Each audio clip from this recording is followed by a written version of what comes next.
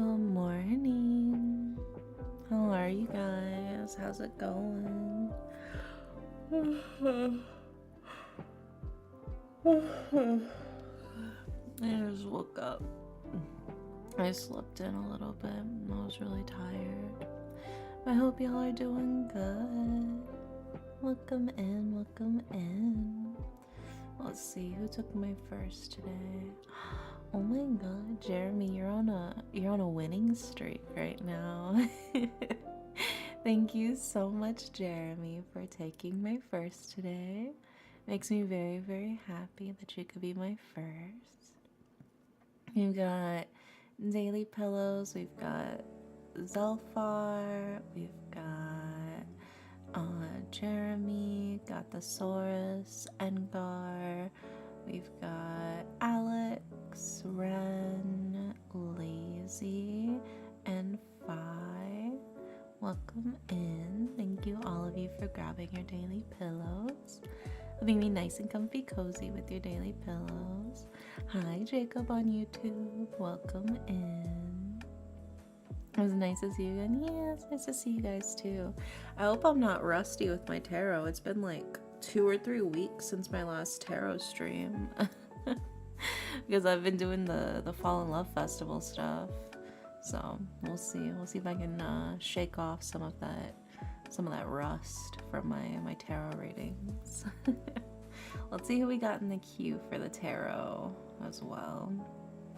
So first up in the queue is going to be Zelfar with a general reading. So hi Jenny, welcome in.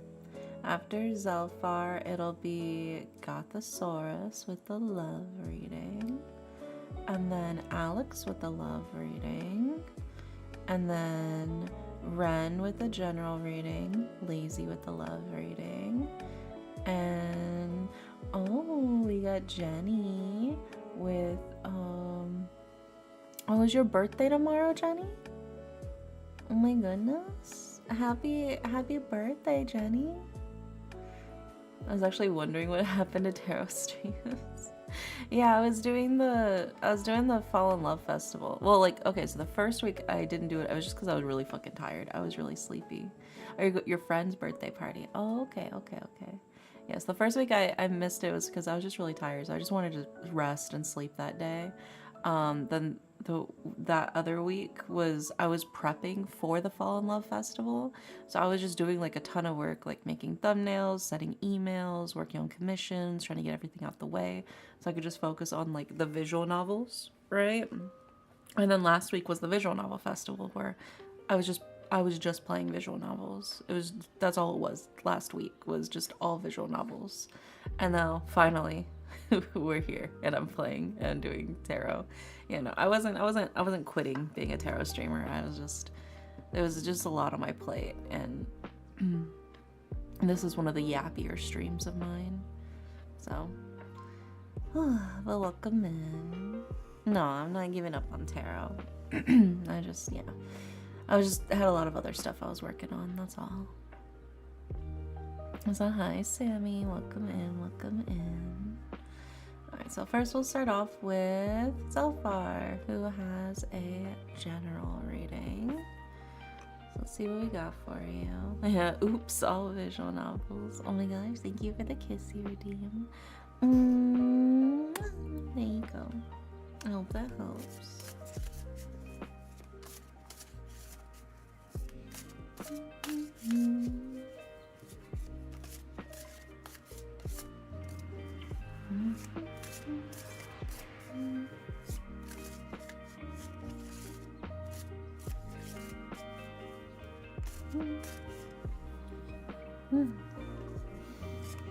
Yeah, I'm still a little beepy.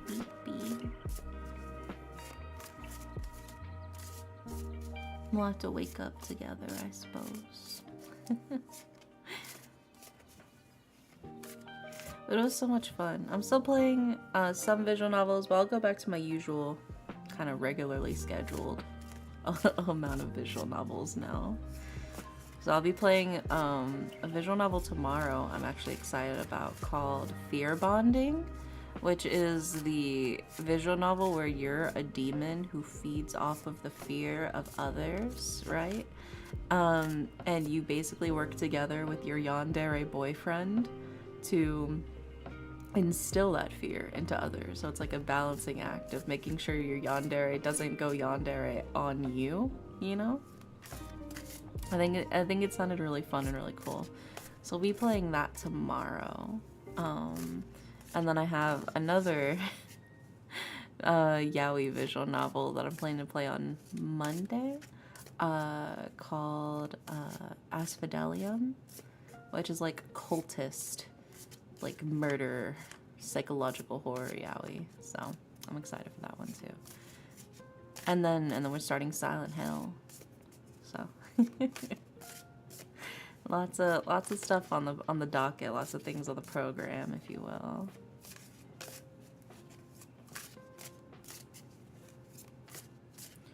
Okay, let's see what we got for you, Zalfar, for your general reading.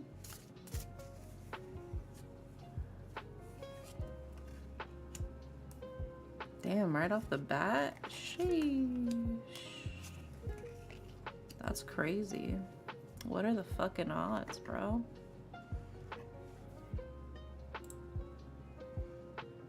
Okay, and then you are subbed, so let me grab your oracle card as well.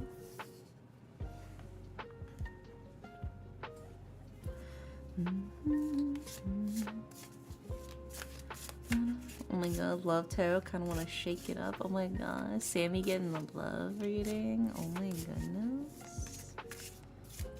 All kinds of juicy love readings today. It's always fun. So dare you be proud of me for getting out there and actually trying to get a date? Oh my gosh, I am very proud of you. Did you use my techniques? Okay, we got all of the cards for you, Zalfar. Let's go ahead and put them up on the screen for you. Did you not use my techniques? I gave you a whole list of techniques. There is foolproof ways to get a date. Okay, well maybe they're not foolproof, but they're pretty solid.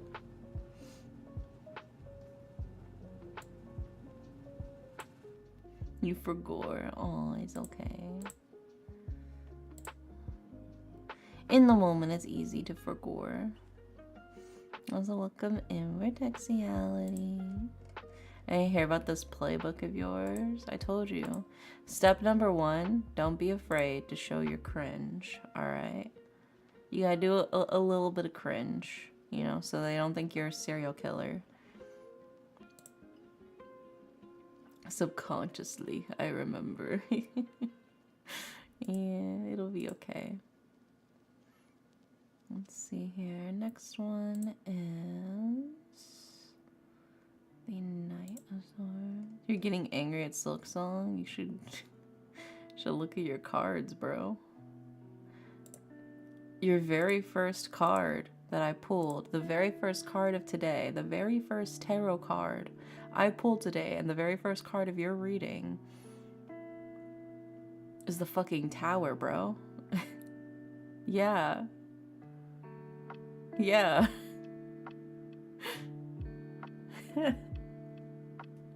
Maybe stop worrying as much about Silk Song, bro. You gotta lock in, apparently. God damn. What are the odds? That sounds like already? Bro, I was pulling the cards. I was like, are you fucking kidding me? Alright, and then the last card is... It's okay, it's okay. Don't worry too much. Don't stress too much. That's not good for your hairline, man. Not everybody can pull off being bald. Alright. We've got all of the cards for you, Zalfar, for your general reading. So in order of left to right, we've got the Tower, we have the Knight of Swords, and we have the Five of Cups. And then for your Oracle card, we have Hedge, like a hedge maze. So let's go ahead and start breaking these down for you and what they might mean. Starting with the Tower, right? My chair's so squeaky. Okay. So the Tower is a card of, a reckoning. It's a humbling experience, something that kind of makes you go, oh shit, you know. It's very much a broken cycle, if you will.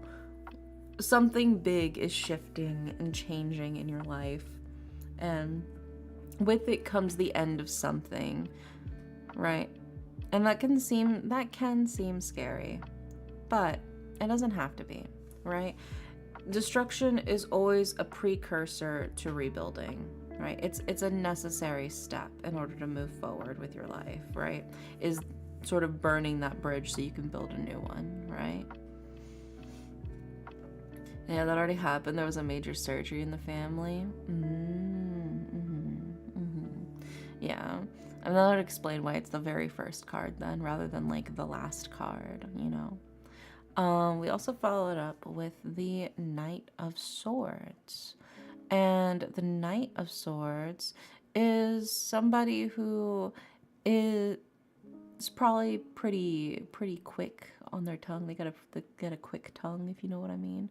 Not that way, but the speaking way. They're very witty, very quick to respond to a lot of things. Maybe sometimes they're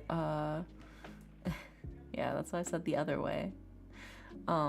They're somebody who maybe responds to something without maybe even fully thinking about it, because it's just like on the tip of their tongue kind of thing, which can be helpful and can be good, but sometimes it feels like it's sort of like a double-edged sword for you, and that the things you say, maybe sometimes you say it so fast you don't even realize, what you were saying. And in a way that can both be helpful in dispelling a mood, with wittiness comes, the humor that can ease a situation. But sometimes it can add to the tension. It can, it can hurt. Words can still hurt if you're careless with them. So it's something of like, these are a very, very fast, very quick. This is like a very fast, very quick card. But it's still powerful. It still has strength to it. And there is also this feeling of somebody who is trying very hard to be brave, who is trying very hard to lead the way to help others, right? So I don't think what you do, if you do, say something that's a little off or a little mean or a little, without thinking, I don't think it's ever done out of malicious intent, but it does feel a little bit like, hey, just be careful. Your tongue is your sword. It's such a bad phrasing, but your words can be used as a double-edged sword. They can help and hurt, right? So just, I think, be mindful of the things you say, especially if, things are really difficult right now. Your guard may be down and you may not realize, and yeah, basically watch your mouth. Be careful what you say. I don't think what you would say is something you would say out of like maliciousness or to be like really mean or nasty, but it's still something that can, in those certain circumstances, it could be something that could push somebody into a difficult situation, right? So just be careful, try to be mindful. We all going through it on this bitch of an earth, And then we followed up with the Five of Cups. And the Five of Cups is kind of a little bit of a reassurance card here. It's telling you, like, remember that as you are right now, you are enough, right? It is okay to recognize that you can handle things and that you can do things, right? It's also a card of like, defend your own peace. So sometimes, to me, this feels like, okay, this is how I'm interpreting it. There's probably some person who really fucking gets on your nerves who maybe nags you or just like irritates you to no fucking end. And usually when you are at your best self, it's no problem. You can witty banter back at them, and you can basically tell them to like, oh yeah, shut the fuck up, like get the fuck out of here, like, you know, you're very lighthearted with it. You know how to roll with the punches. But maybe right now it feels like you're a little tense, you're a little on edge, there's a lot going on, and maybe you're not going to be as amicable, as smooth and adaptable with the bullshit that they give you normally, and your threshold for the tolerance of everything's going to be much lower. And it feels like maybe you might snap at them if they get just a little too far on the wrong side of things. So to me, it feels like the Five of Cups is almost telling you, like, preemptively, just give yourself some space. Preemptively, do what you need to do to keep yourself sane. You don't have to put up with anything that you don't absolutely 100% need to, right? So just like do things for yourself that you think would benefit you the most right now. Not do things just because you feel like an obligation or a sense that you have to, but rather do things in preparation in case you were to basically explode at somebody. Because I feel like maybe there is maybe somebody that normally you can handle. Fair, I am really close to snapping at a coworker. Yeah, I would see what you can do to give yourself the most distance from your coworker to avoid letting loose, if you will. Also, hi, Cola, welcome in. I definitely feel like that's your best bet here, is just try to give yourself some space, especially if you do feel yourself like kind of on edge like that. Just so, you know, you don't have to take all that shit to HR. If you wanted to, you could just be like, look, I'm really on edge. It's a family shit, to like your boss or something. I cannot handle being around so-and-so right now. Normally I'm fine, but right now I cannot. Can you just like give me different shifts, or can you put me in a different area, a different zone for me to do my work, or can you put me somewhere else? I just don't want to have to interact with them if possible for the right now while I'm on edge. And normally they'll be like, yeah, okay, you know. I would suggest, you know, just try to put some space between you and the object of your annoyance, I suppose, for now. Especially if it's in a work setting. The last thing you want to do is get chewed out by your boss for, you know, beating the shit out of your coworker. And that brings us to your Oracle card, which is Hedge, which is a card of potential, boundaries, and indecision. And right now, this feels like this is a card of boundaries. You need to lay down the line of what you are okay with and what you're not okay with. You need to draw the line in the sand, and you need to draw it clearly and distinctly, right? You cannot leave any room for interpretation, any room for error right now. I think because you're especially vulnerable, now is the best time for you to be like, look, just here's the line. Don't fucking cross it. If you cross it after that, it's on you. But for me, this is for both of our sakes, right? Don't cross this line.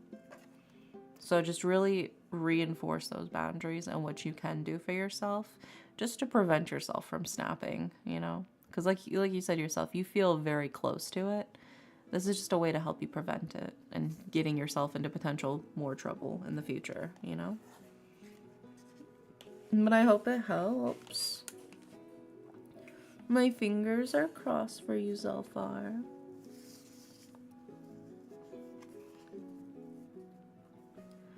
Next up, we've got the Saurus, who's got a love reading. Hi, Gothosaurus.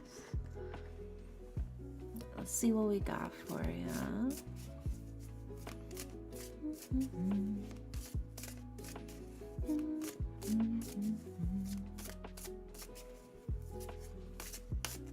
So many love readings, yeah. Well, you know what they say, as it gets colder, you need somebody to warm you, you know?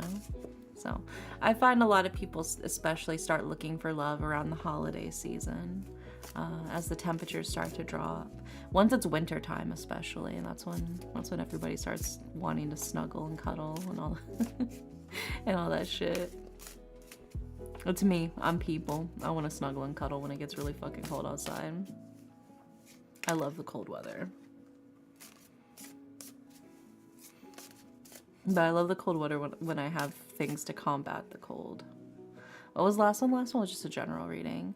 But right now we're doing a love reading for Gothosaurus, and then after Gothosaurus is a love reading for Alex, and then after Alex is a general reading for Ren, and then a love reading for Lazy, and then a reading for Jenny, and then a love reading for Sammy. Yeah.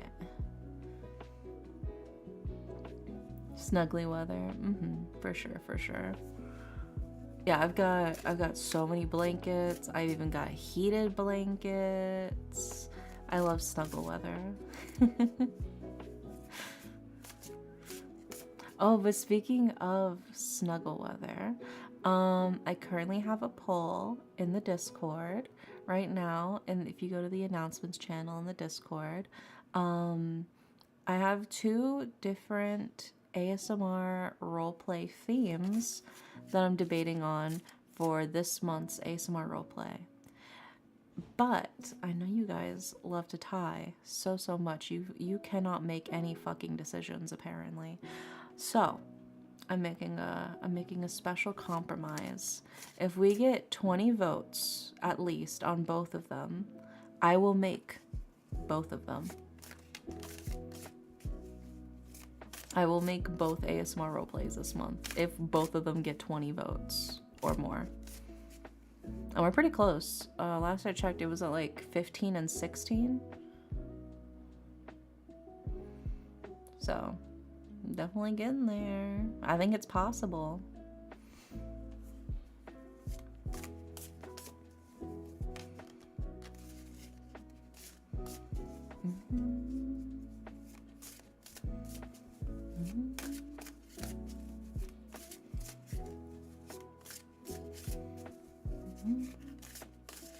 I just want Home Intruder Nidere ASMR. That one I do have a lot of ideas for as well. I had a lot of ideas for both of them. I think they'll be a lot of fun.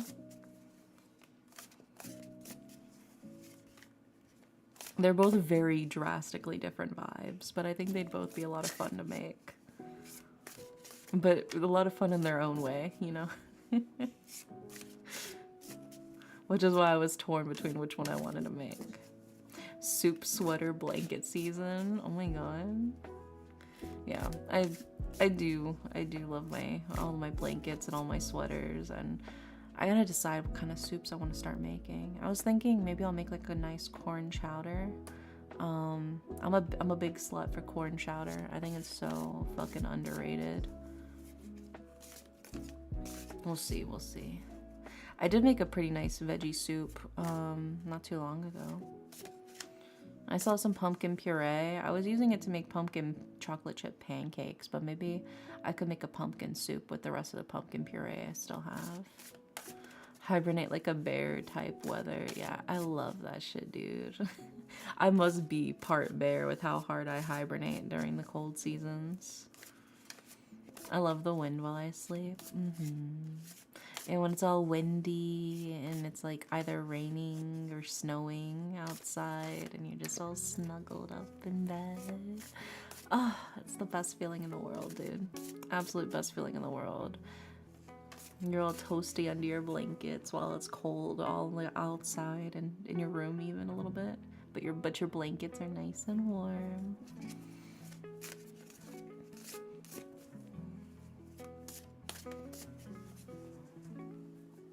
Let's see what we got for you. Got the Soros for your love reading.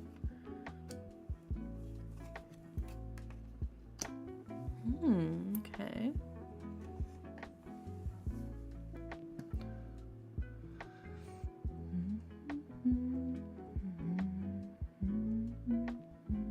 And then let's also grab your Oracle card because you're also subbed.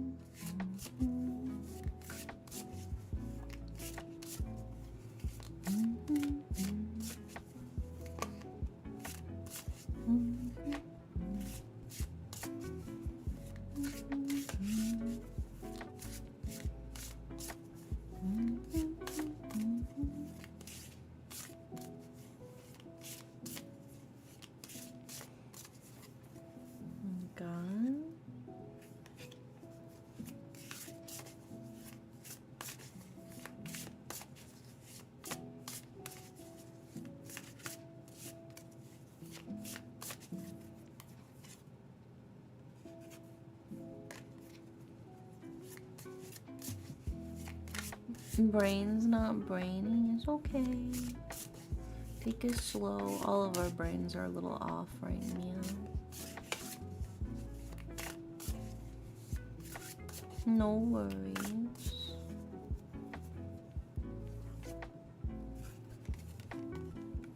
Okay. Got all the cards for you, Gothosaurus, for your love reading. So let's go ahead and put them up on the screen for you.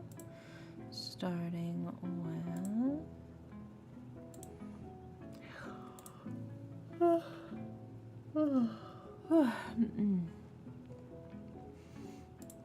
Still so eepy beepy. I could easily sleep for like another 16 hours, I think. And then number 2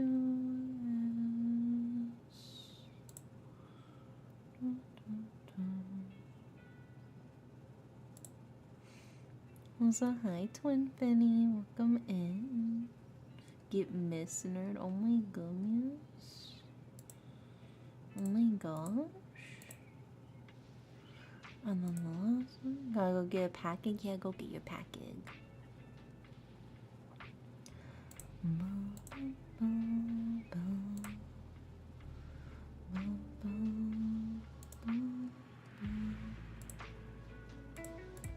There we go. Alright. We've got all the cards for you, Gothosaurus, for your love reading. In order of left to right, we have the Ace of Coins, we have the reverse 10 of Wands, and we have the 5 of Wands. Also, good night, Jacob. Sweet dreams. Thanks so much for hanging out with me. But yeah. So we'll go ahead and we'll start with the Ace of Coins, right? The Ace of Coins is a card of prosperity and abundance. It's a card of pleasure, but also a card of stability and wealth, right? It feels like a lot of really good things have been going on for you lately, especially in terms of love. It feels like you've really sort of found a place for yourself. You feel really strong, very stable, and it feels like a lot of love is really just sort of coming your way in its own way, right? That's what the Ace of Coins definitely feels like here. And then we follow it up as well with this reverse 10 of Wands, which is a card of troubles are temporary.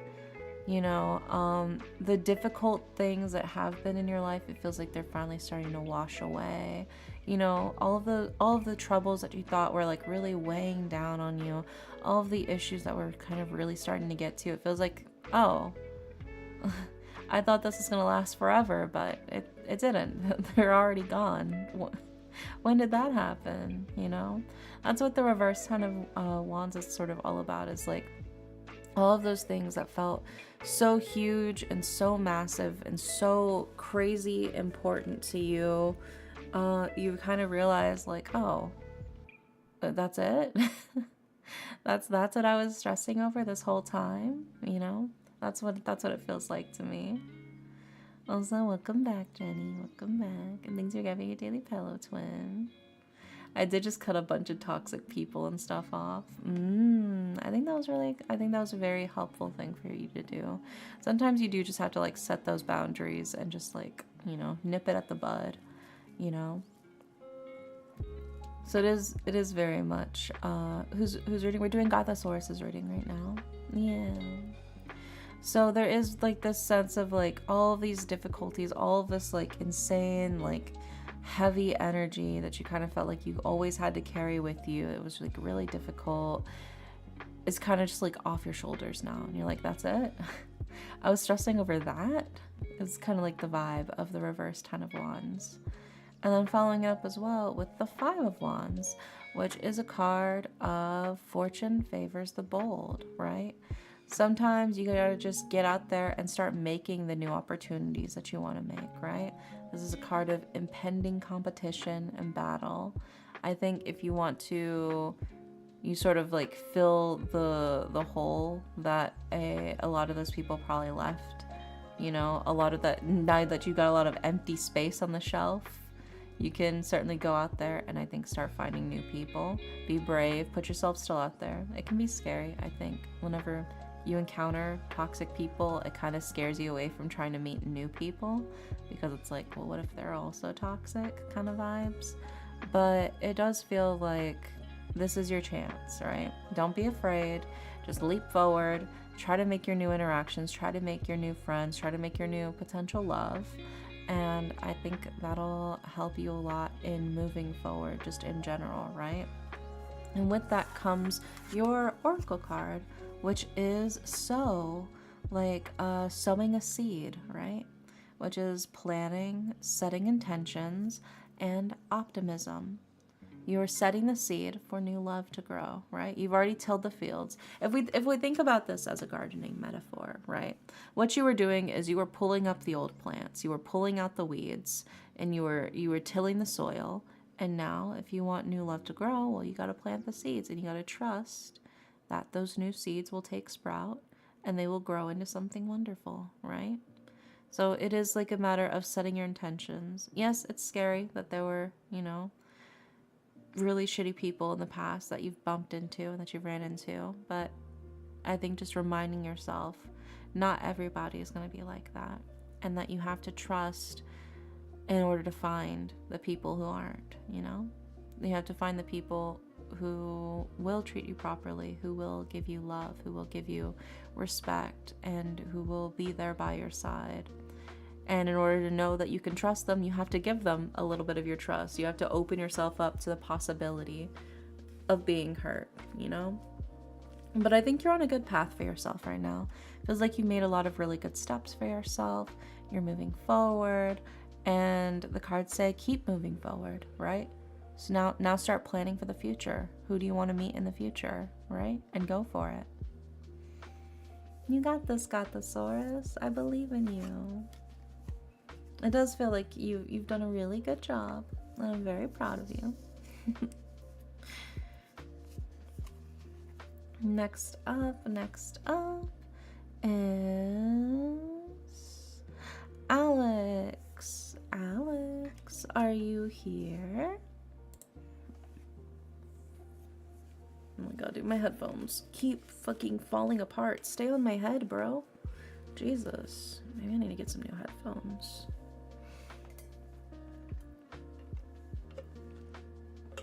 Is Alex here? Alex.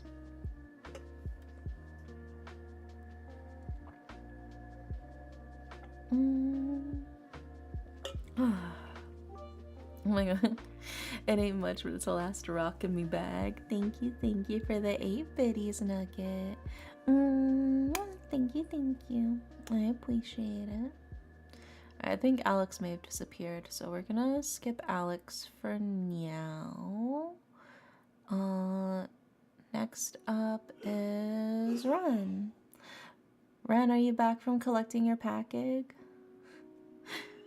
Are you back yet, Ren?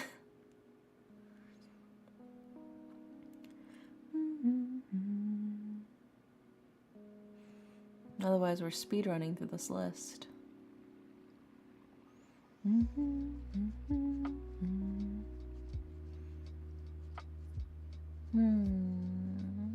Ren still might be getting that package. Alright, next up on the list, and I see you here, next up is Lazy.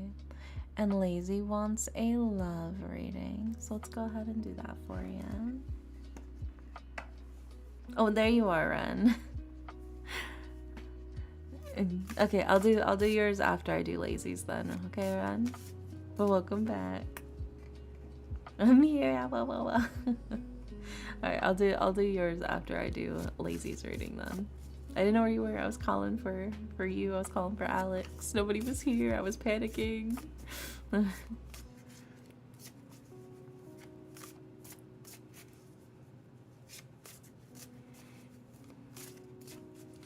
I have time for a shower? I'd say yeah, you definitely have time for a shower. Go take a shower. Stinky. Yeah, you got time.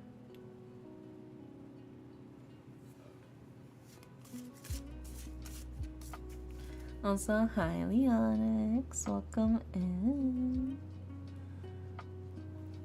Okay, so we're doing Lazy's love reading. Can I have a romance reading? Oh my goodness. Everybody's hopping aboard the romance train. How goes the tarot? It's been going pretty good. I've been shaking the rust off, you know. Yeah, I know it's been a while since my last Tarot Thursday. I'll get the queue set up. Thank you, Leonix. Yeah, so far, we've done Zelfar and we've done Gothosaurus, so we finished those two. We skipped Alex because Alex wasn't here. We're doing Lazy right now, and then we're gonna do Ren. Everybody else is normal. How goes it with the reading tonight? It's going good, Engar. I think it's going pretty good. I think we're getting our groove back in, you know? Oh, that reminds me, I forgot. I gotta, was this one? Yeah, there we go. I gotta have my tarot toggle. Almost forgot about it. That's how long it's been. I got a cute set of jewelry for a spooky con next week with friends, but the rings unexpectedly disassembled. Oh no. You gotta rebuild them stronger, better, faster than ever. You can weld them. Oh my god, that reminds me. Did you guys see that fucking person who had like the Samsung smart ring and like the battery pack on the smart ring started to expand and started cutting off like the fucking circulation on their finger? And they were like trying to like get it off before it, like they basically had to like get it like cut off kind of thing. That was crazy. Apparently that's like a known issue too. Was that the batteries on those like those fucking smart rings were swelling? It's also like, why the fuck do you need a smart ring? I'm gonna be so real. I'm so sick of smart appliances and smart the fucking accessories and shit like that. Like, please, can we have dumb shit again? Please.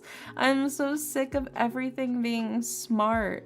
I should be the smart one in my house, all right? Not my fucking ring, not my fucking phone, not my fucking fridge, not my speaker, not my printer, not my stove, okay? I don't want a fucking smart toaster, all right? I just wanted to toast my bread, all right? I don't need 30 different settings depending on if I'm using a whole wheat bagel versus a fucking white bread, you know? I'm just making toast, bro. If it's not toasty enough, I'll toast it a little longer.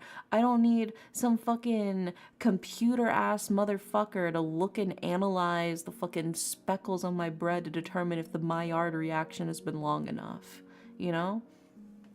All right, I'm so genuinely sick of smart appliances and smart things and everything being peddled as some sort of like AI program built in.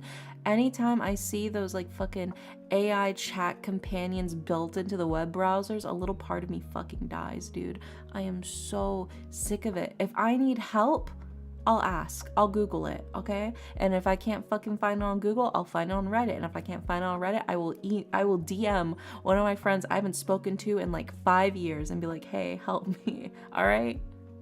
I got a single old landline phone in the house and it's great. Like, I have a smartphone and yeah, there's useful features on it. But the smartphone's pretty much the only thing I really, really like quote unquote need. I don't need any of that other shit. And I have zero desire for any of the other shit. I could probably get a dumb phone if I wanted to and be fine. Honestly, like,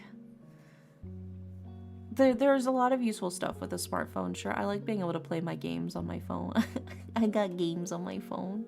But, I just, oh God, I'm so sick of all of the shit being peddled to me that has like some fucking AI companion built right in, AI chatbot live 24/7. They listen to you all the time, but they only respond if you say the certain wake phrase. It's like,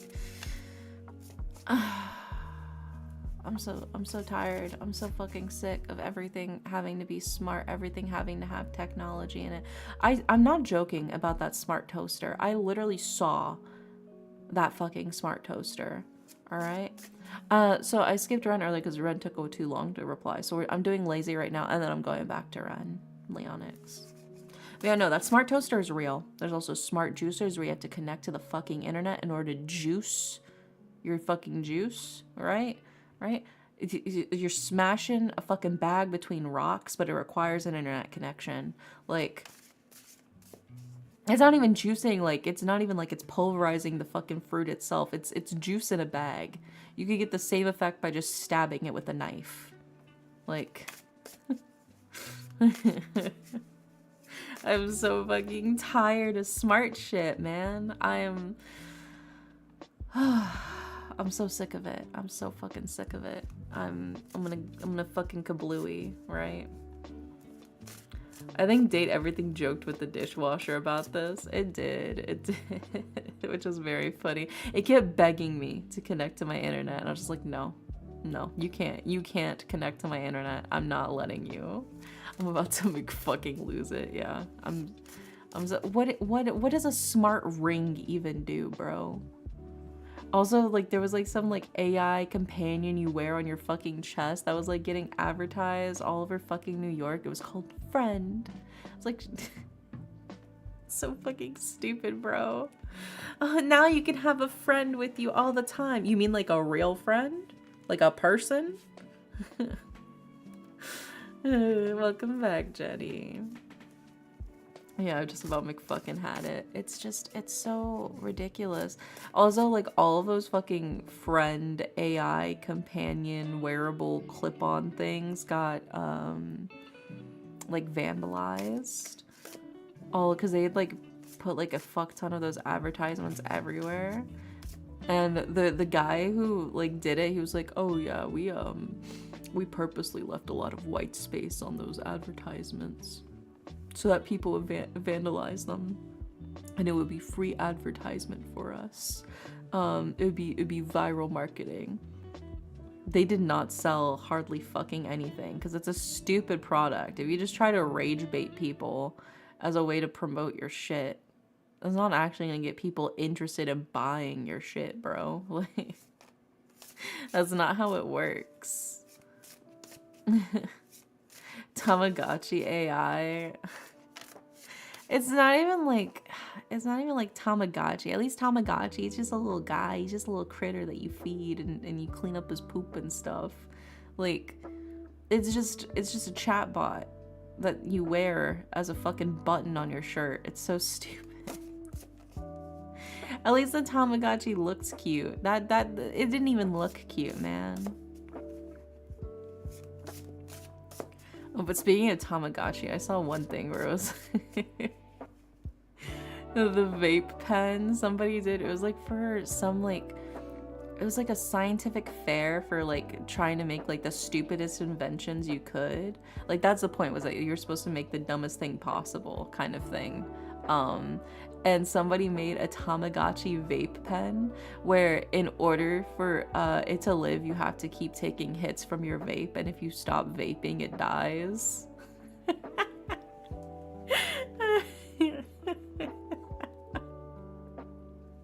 That's so fucked, dude. That's so funny, but that is so fucked. Holy shit.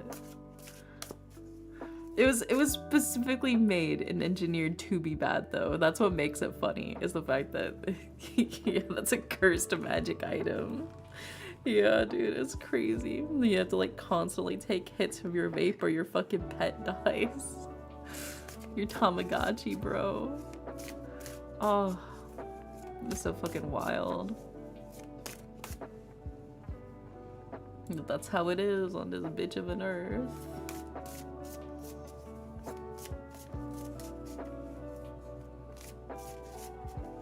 Well, we started like a forest commune. Yeah. Yeah, we'll all live in like a bunch of little cottages on the outskirts of the town with the flower field and a giant garden and fiber optic internet and and air conditioning.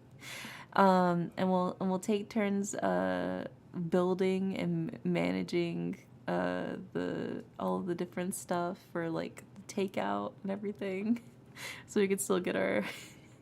There are a lot of wonderful modern conveniences. Okay, I do love my online grocery delivery. I do love my food delivery. All right. I do enjoy those. I do enjoy those. I love my high speed internet.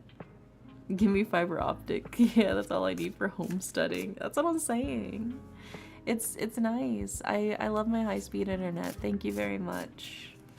But also, just can I have devices that don't listen in on me constantly all of the time, like monitoring every word I say, just in case I happen to say it's wake phrase, you know?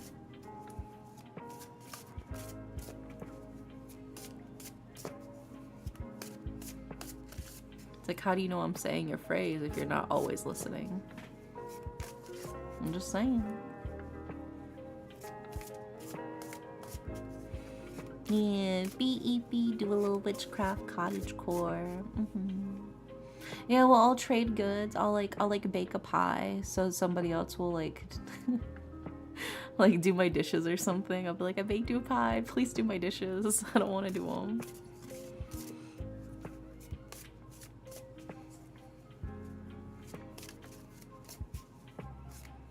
You can all contribute. Yeah. Yeah, we just gotta go. We gotta go all in on the cottage village. I think that's what it is. Have you heard the cursed thing about trees? What about trees? What's cursed about them? Also, hi, Coffee. Thanks for the lurk. I appreciate it. It's like we're medieval waiting for out-of-town merchants, except it's on demand and basically instant. Yeah. Oh my god, hi, Chains. Welcome in. How was your stream? You were just chit-chatting? Were you having fun? They don't speak because the grass is always listening. Oh my gosh. Oh my god, double MD tabs. Yeah, welcome in, bestie. How was your stream? Did you have a good time? What are you up to today?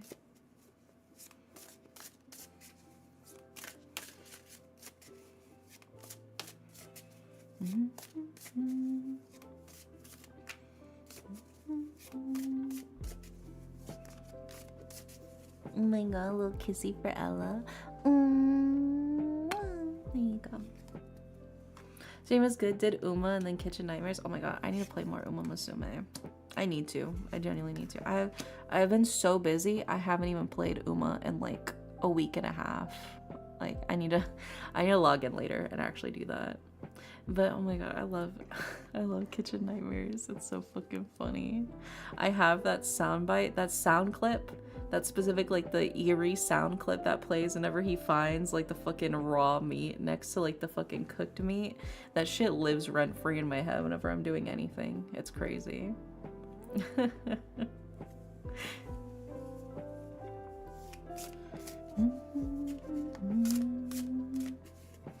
Alright, and then do I need... Okay, so we got all of the cards for you, Lazy, for your love reading. So let me go ahead and put these up on the screen for you. That sound bit needs to be a redeem. That shit would send me into some crazy fucking feelings if that happened. If side-eyeing had a sound, it would totally sound like that. It would. Oh my god. You're not even wrong. Alright, let's put these cards up on the screen for you, Lazy. Starting with... But yeah, feel free to chillax, get cozy. I'm currently doing tarot readings for chat right meow. We're working through the queue. So if you want to get all snuggly, get a snack, all that good stuff, feel free, feel free. And Ren's over here summoning more little fellas to join the ranks. She's recruiting them like the Avengers. Love reading and Derek cat ears. Yeah. Courtesy of Ren putting the cat ears on me. All the little guys, yeah. And then we've got the last one, which is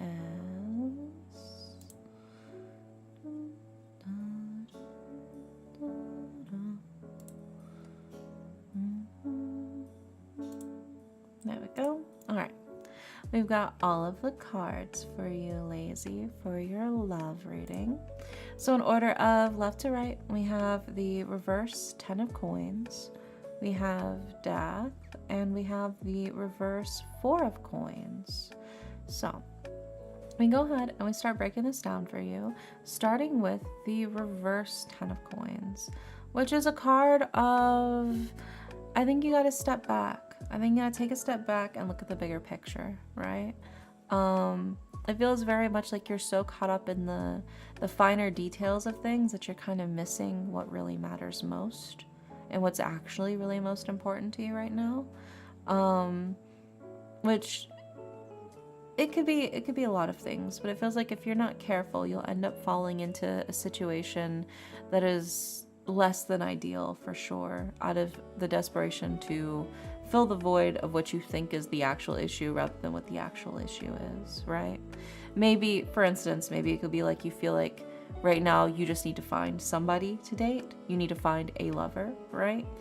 Rather than find somebody that you feel you can truly be yourself with. Find somebody that you feel like you can truly feel relaxed and in love and happy with, you know? So it feels very much like what is the most important thing to you, Lazy, you know? What is what actually matters to you right now in terms of love? And maybe it's not what you think, or maybe it's not what you were actually stressing over, right? I also followed up with the death card, which sounds scary, but the death card is really just a card about the end of one thing and the start of something new, right? It's a card of new beginnings, of starting things over fresh and learning from the past as we grow stronger, right? It's also transformation of the self. Right off the bat, the cards are bullying me. No, don't think of it as bullying. It's not bullying. It's okay. Oh, where are you in the queue? Leonix, could you post the queue for me, pretty, please? But yeah, so it feels very much like the cards are like, don't worry. Don't stress too much about trying to find a partner, right? It's because it's not the fact that you just want somebody to date, just period. It's you want a specific kind of person that you feel like you can love and that you can trust, you know? You can't tell me what to do. I said pretty, please. I was being polite about it. Yeah, it's all about what's important to you in a partner rather than just the fact that you have a partner. And I think that's sort of the key thing here. And then following it up as well with this reverse 4 of coins, which is this card of passing through life without appreciating it. It's the idea of wanting something that you can't have or something that's not good for you, right? So again, sort of feels emphasized here with this feeling of if what you want is really what you need right now, right? Is just simply having a lover something that's going to help, right? I feel like there's a lot of underlying things that can be focused on, that can be taken care of, that can be addressed, that simply finding a partner, just period, will not necessarily fix, if that makes sense, right? Because theoretically, you could just go out there and just reel in the first person you find, the first person you see, and bada bing, bada boom, that's your partner, right? But there is a lot that goes into, I think, finding somebody that you feel genuinely comfortable and compatible with, somebody that you feel truly has your back with you, you know? Don't let the desire to just simply have a partner cloud your judgment and cloud your mind from finding the right person for you, you know? I think that really is sort of the key thing here, is that idea of who is the right person for you in this instance. And it's okay if you gotta wait a little bit longer on that. I'm not on the list. Oh, you're not? You're not?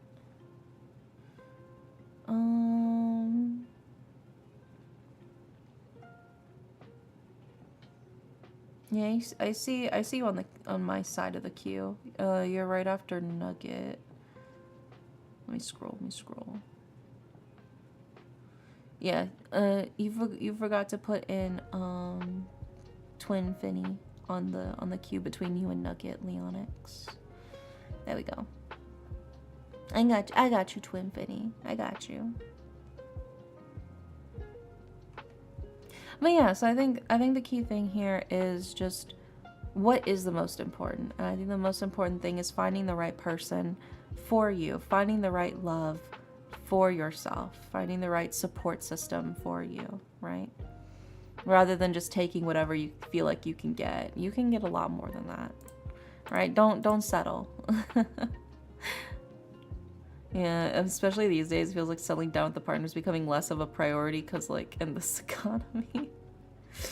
Yeah. In this economy, I feel like you gotta be like a polycule in order to make ends meet. Let's be real. You gotta have like 3 or 4 partners in order to, in order to keep up with it.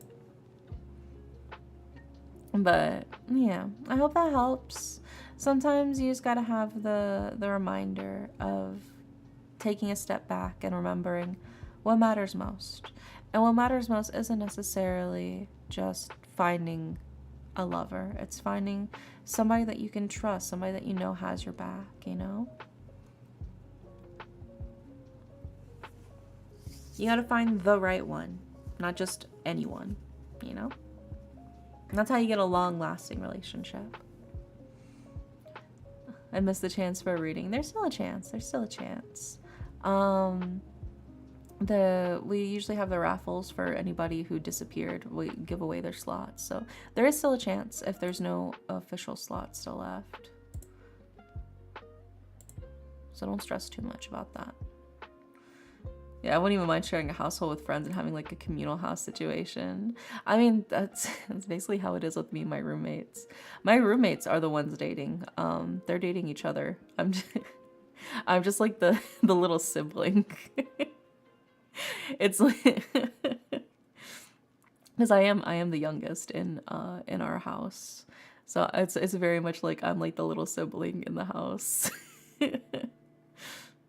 Poly for rent and living. Yeah, I'm very much the third wheel in our apartment, but that's fine.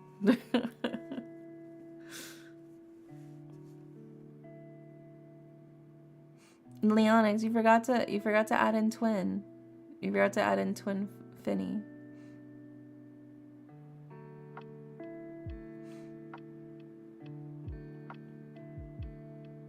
Alright, next up is Ren. And Ren wants a general reading. In the olden days, it's marriage for financial reasons. These days, it's a polycule for financial reasons. Yeah. Very much so. Like, you gotta do what you gotta do. You gotta make it work. You know, like, Twin Finny's before you. Are you trying to skip the line? What's going on over there? Twin Finny's before you, Leonix. You trying to skip the line over there, huh? Yeah. Yeah, after Spicy Nugget, it's Twin Finny, and then it's you.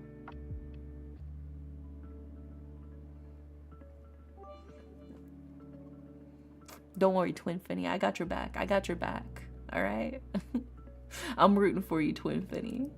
I'll make sure it's correct. Also, thank you for the 100 biddies, Ren. Yu-Gi-Oh! 2 and Oracle. I got you. It's weird to think that it might become a sign of wealth to only have one partner. Yeah. Or like the poor couples. It's like, no, I want you to marry into a strong polycule. So I know that you have enough to take care of yourself and to live a long life. But Papa, I only love them. They're the only one that I love. I don't want anybody else, Papa. No, I need you to live the best life possible, my dear. No, you must. You must marry more than just them. I refuse. They're the only one for me. They're my soulmate. Soulmate. You can't put food on the table with a soulmate. You need the polycule. I can see it now. Entire lineages.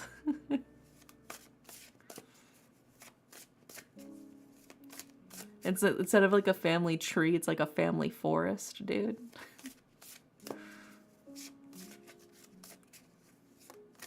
This needs to be a plot now. Urban fantasy. It is what it is. The 2200 Shakespeare era gonna be wild. Yeah. You can call me Shookspeare, if you will. Cause I'm gonna leave you shook.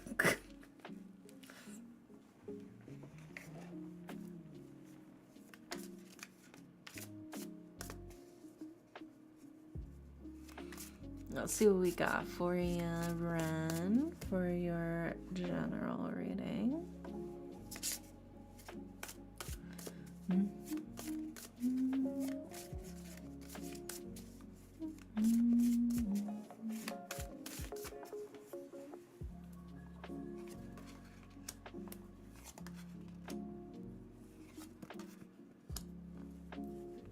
Now let's grab your oracle card.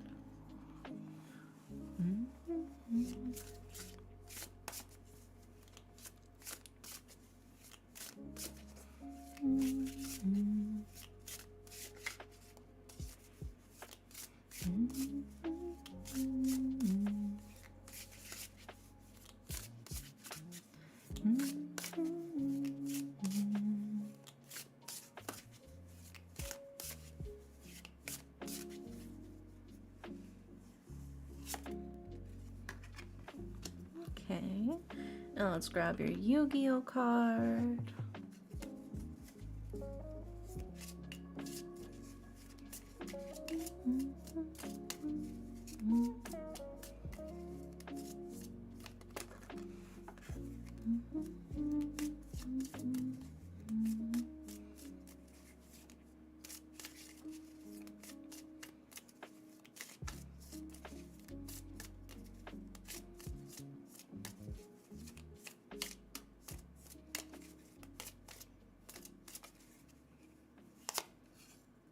Oh, I feel like we get this card a lot for you, Ren, actually. I got myself some Coke, glue, and tape from online groceries, waiting for my pizza lunchy. Oh my god, what kind of pizza did you get? Yeah. Alright, let's put these up on the screen for you, Ren. For your general reading. Pollo y porcini. Oh, chicken and mushroom. Yummy. What sounds yummy? I do love chicken and mushroom. Alright, first card we've got is...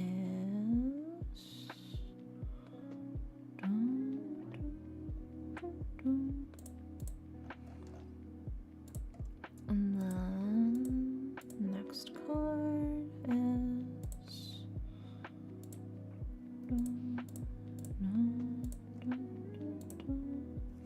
Married polycule is just gonna be called a fellowship. Oh my god.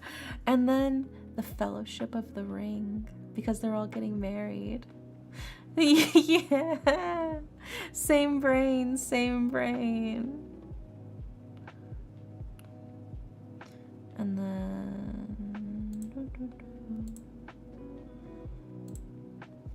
yeah, we had the same brain cell for that one.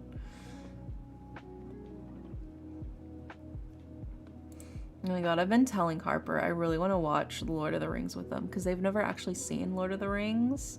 I was like, we have to watch Lord of the Rings together. We gotta marathon it. We gotta have the extended editions for all of them, and we gotta watch The Hobbit. And they're like, how long is that? I'm like, oh, it's only like 16 hours. Please.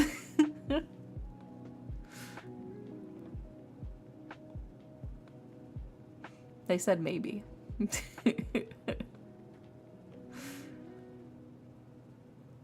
Yeah, maybe like 18. Yeah, it depends. I had to recalculate because the last time I watched it, like fully in full, from start to finish, the extended editions, I think it was before The Hobbit finished, like the whole Hobbit movie parts finished.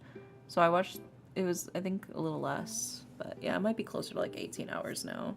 But it has to be the extended edition, bro. You can't watch anything other than the extended edition when it comes to Lord of the Rings. That's just the proper way to do it. Started watching with a friendo, but time zones. We should get back into it. Yeah. Oh my god. Yeah, I remember back in high school, we would have like the Lord of the Rings watch parties, and the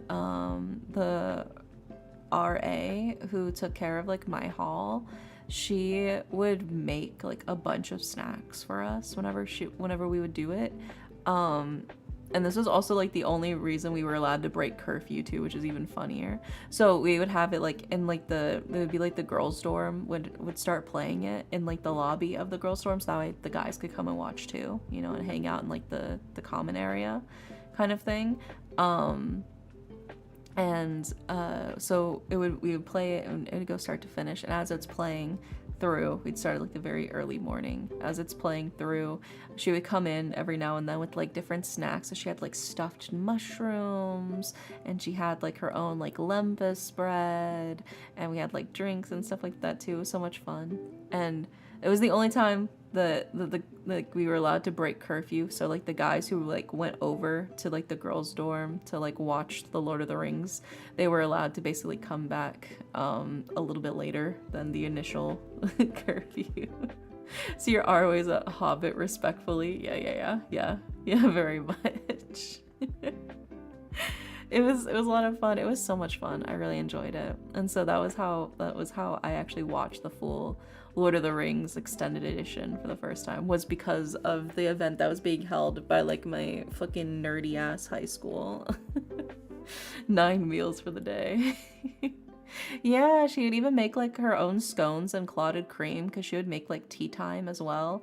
She would host like tea time events too, and those were so much fun. Yeah, she was really sweet. She was a very sweet person. You could tell she like loved her job, man. And that's what really matters most. Alright, and then the last card is... Yeah, she was super, super sweet.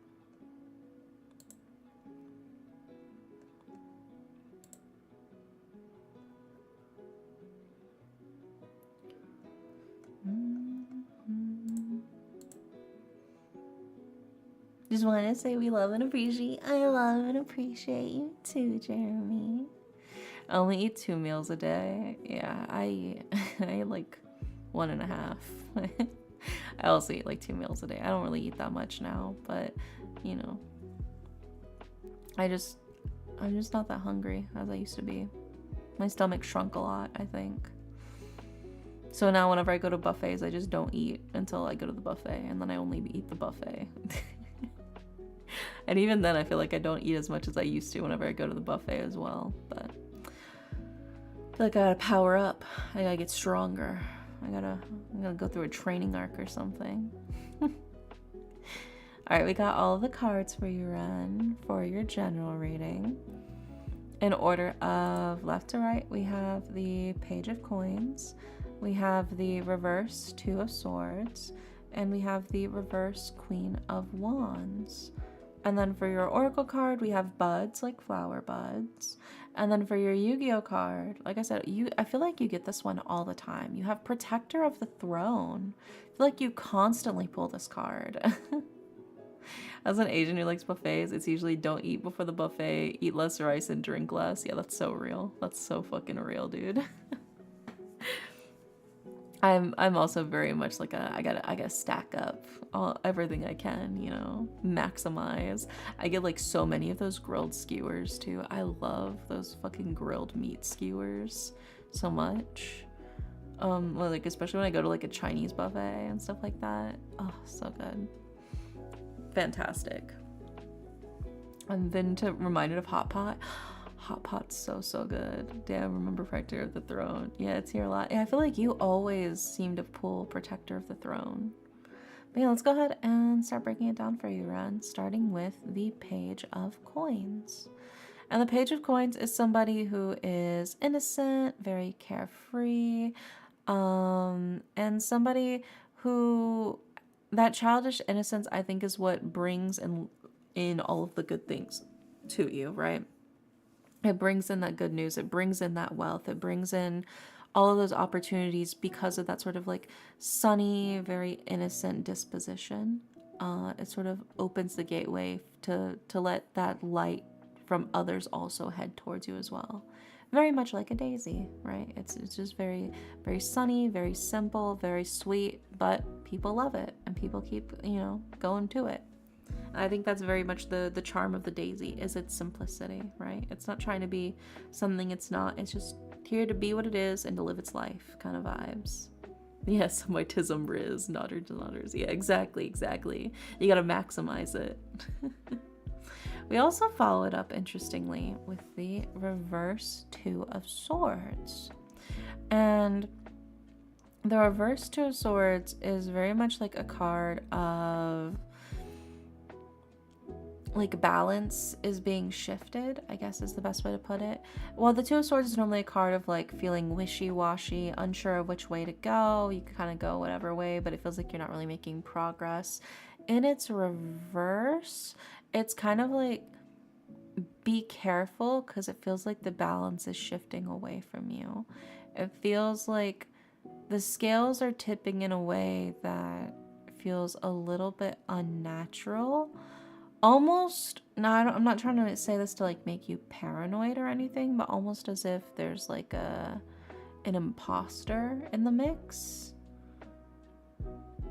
Sort of like this feeling of somebody is almost trying to set you up, I guess. It kind of feels like.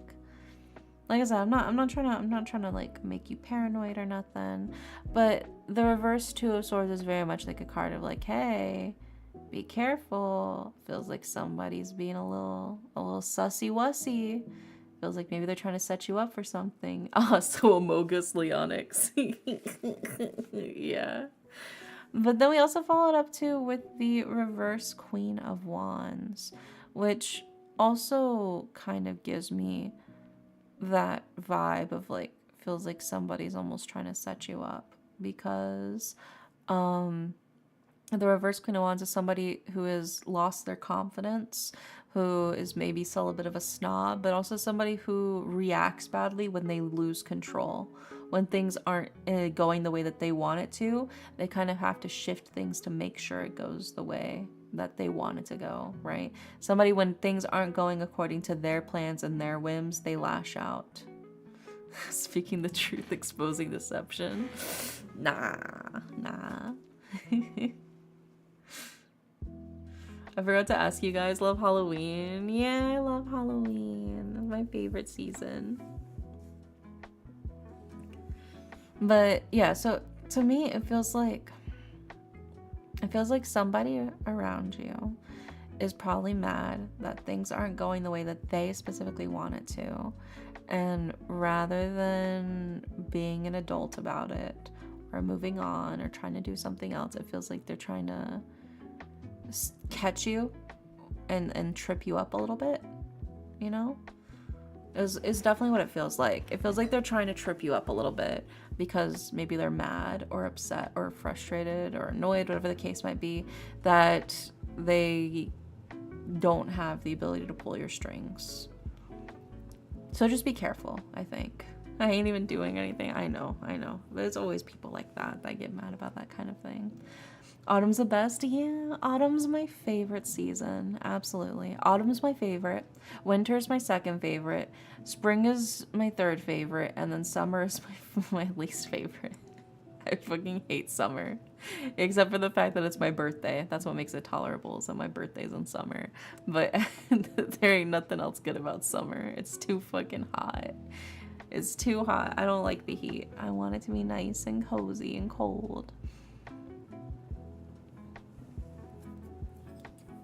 But yeah, so it definitely feels like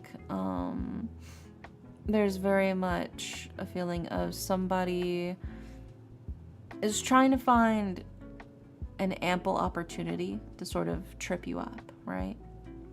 Also, hi, Absolute Nerd, welcome in. And that brings us to your Oracle card, which is Buds, Flower Buds, which is a card of new beginnings and expansion. I think take the time to just focus on what you can do for yourself. You know, there's a lot of things that are out of your control. There's a lot of things that you just, you know, if it's not something within your power, it's not worth stressing over, you know? Is it bad? I kind of felt called out because you were saying a person who loses control or gets very upset when things don't go their way while I'm yelling about when Among Us didn't go my way. Oh my god. Maybe it was Leonix all along. Maybe Leonix is trying to set you up, Ren. You gotta keep this in mind for the next time we play Among Us so you know that it's always definitely gonna be Leonix who's the imposter, never me. I would never betray you, Ren. I would never kill you. Did I ever kill you, Ren? when we played Among Us, did I ever actually kill you? I don't think I did. So it's talking about Leonix. Leonix is gonna be out to get me. Yeah. Unfortunately. I don't think so. Yeah, I think I didn't because I ended up basically using you as an alibi. So it was just more convenient to keep you alive. Why is that day? Is it because you're baby? Yeah, I'm baby. Goo gaga. That's how it is. Simply put. Alright, and then that brings us to your final card, Ren, which is Protector of the Throne, right? While the king is away, the queen protects his throne with a mighty defense. Again, it's very much a card to just do what you can. Do what you can to just focus on yourself and to, you know, whatever is within your actual control. You keep yourself safe, you keep your throne safe, you keep what is within your sights safe, and then you don't stress about the rest.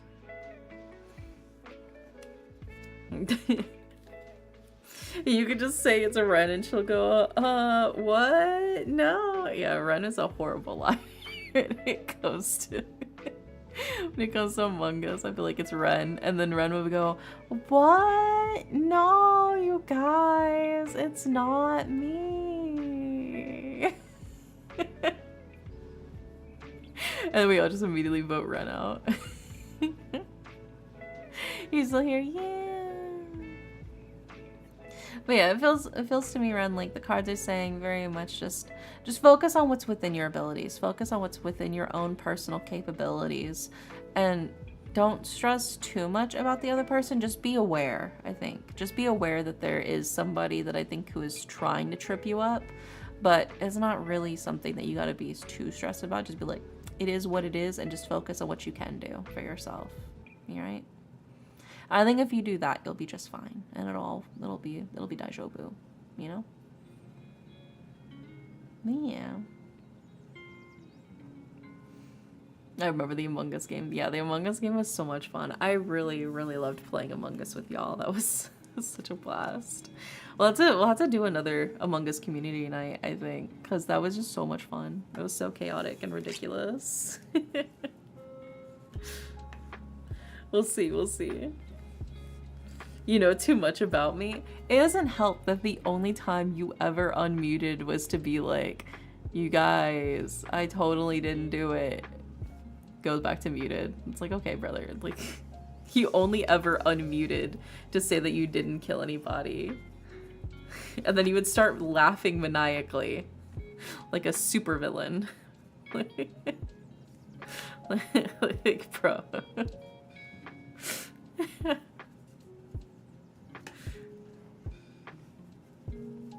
Remember with the closet too. Yeah, there was a lot going on there. There was a lot going on there. It was a crazy game. Alright, next up, we've done Run, we've done Lazy. Next up is Jenny. Jenny's up next. So, what did you want for your reading, Jenny? Because you just mentioned the party tomorrow. Did you just want a reading on the party tomorrow, or is there something specific you wanted a reading on?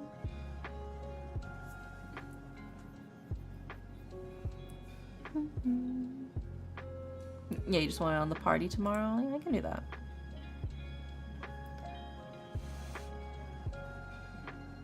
I got imposter once right at the start when there was only like 4 of us, and I didn't get it again for the rest of the night. That's what made it even funnier. And meanwhile, I got it like 3 times in a row. I got it 3 times back to back to back. It was crazy.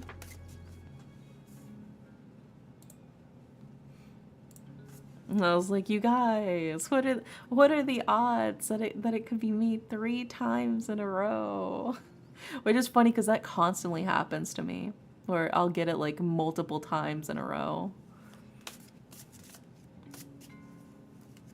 And y'all are all like, actually, it's pretty high, surprisingly. I was like, what? No. It's totally a coincidence. There's no way it could be me 3 times back to back to back.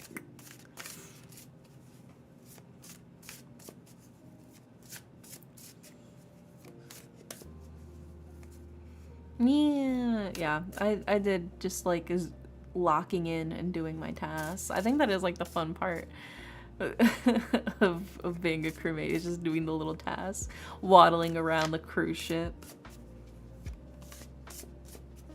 A statistical anomaly. Yeah, that shit happens to me all the time. There was one time I played with a bunch of people. I literally got it 5 times in a row. I was the imposter 5 games in a row. And there was a lot of people there. I was like, how? How the fuck? And I tried using it for my defense. Because I mean, really, what are the odds that the same person would get it 3, 4, 5 times in a row? Apparently me. It always fucking happens to me. I don't know why. It just does. The game really likes it when I'm imposter, I guess. It knows I give a more thrilling game. I'm a good hunter, I suppose. You're the master of gaslighting. Yeah, Among Us peaceful mode would be so much fun, actually. Everybody just does their task and has a good time. Maybe we'll do that. We'll just like, we'll make a truce with the imposters. Like the imposter just sits at in the cafeteria while everybody just does their tasks. Wow.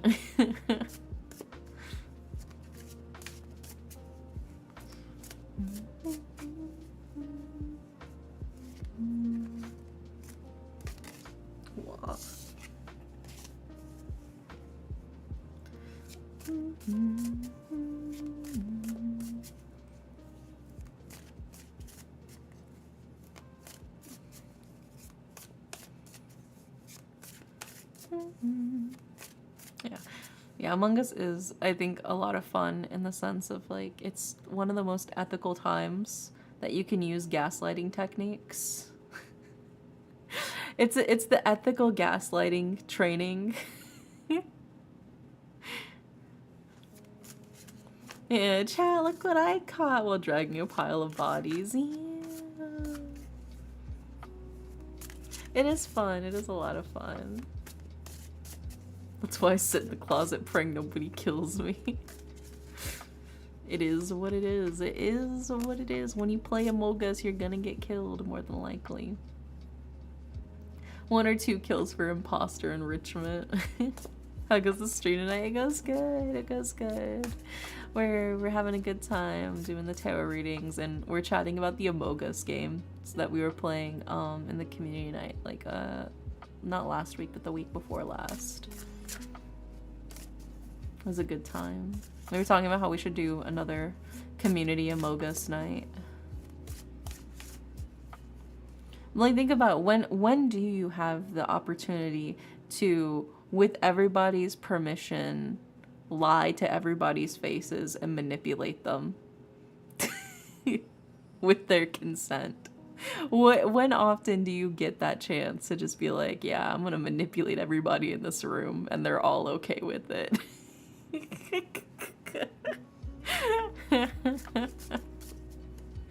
That's what makes Among Us fun. Consensual manipulation. I like to morph and kill in front of other people and be professionally gaslighted. Oh, we didn't even do like the morphing. We just did like the classic vanilla game. All that other shit goes over my head, man.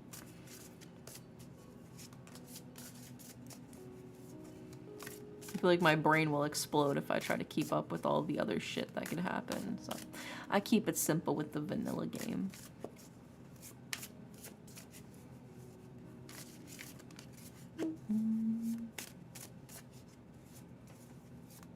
Yeah, consensual gaslighting, yeah. As a treat. As a treat.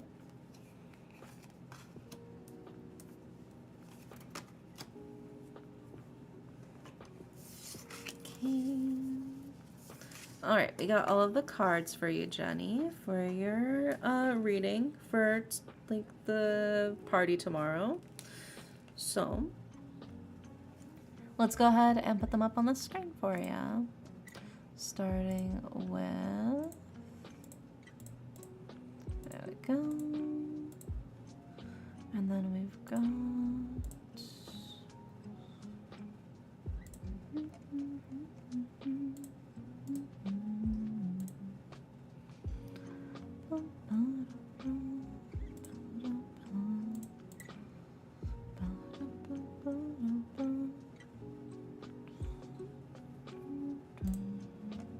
there we go. All right, we got all of the cards for you. In order of left to right, we have the Fool, we have the King of Cups, and we have the Chariot. So honestly, seems like a great time. Right off the bat, seems like a really great time. We start with the Fool, which is the sort of lackadaisical, just having a good time, no responsibilities, no weight of anything really weighing on you. You're just out there having a good time, you know? You're not stressing. There's no real world problems weighing on you. You're just there to experience life as it is and move forward. Keep it on the path, you know? And that's what the Fool's all about. It's a dreamer, the happy lack of responsibilities. Lets you keep just floating in the wind, right? We follow it up with the King of Cups. Huh? We're doing the reading for Jenny. And the King of Cups is a card of somebody who is very in touch with themselves and like their emotions. Somebody who's very wise, has a lot of experience, and is also good with words.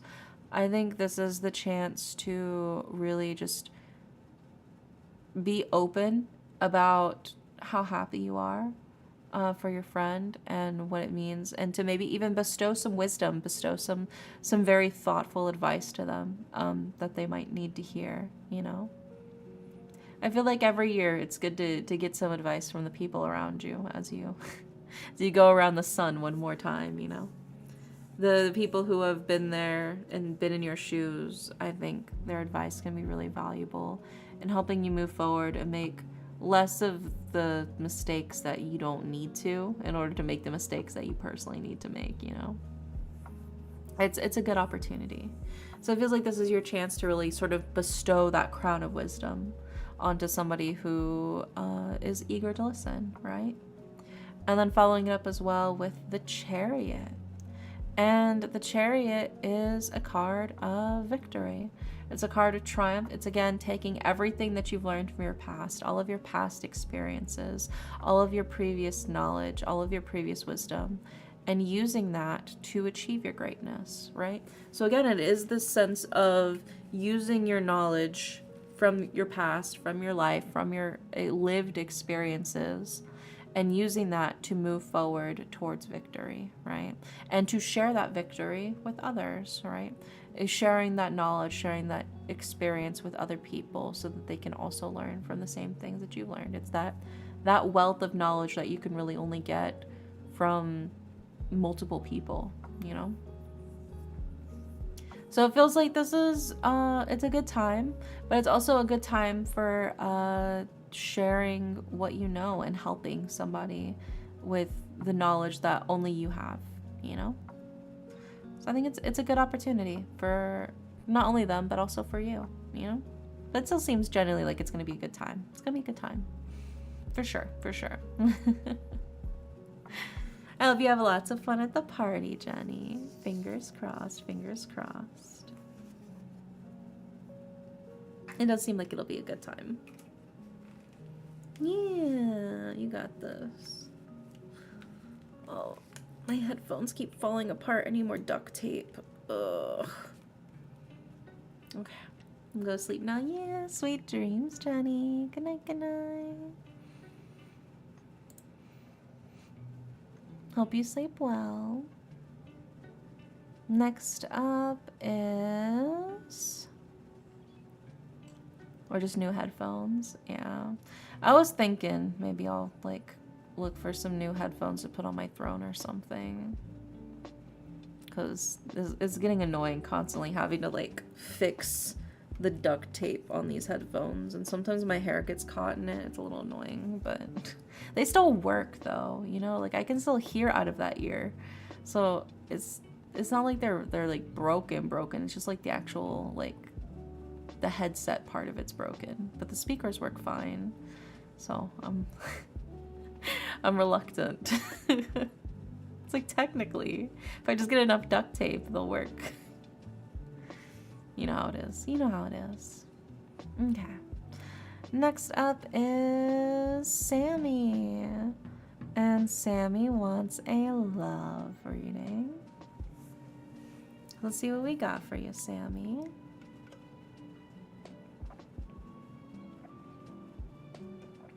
After I hydrate, I'm thirsty.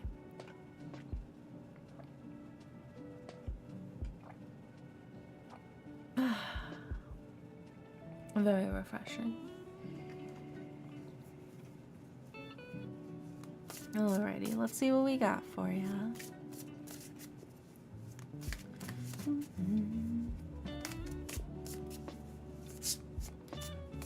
A love reading for Sammy. I think this is the first time I've done a love reading for you, actually. I don't know if I've actually done a love reading for you.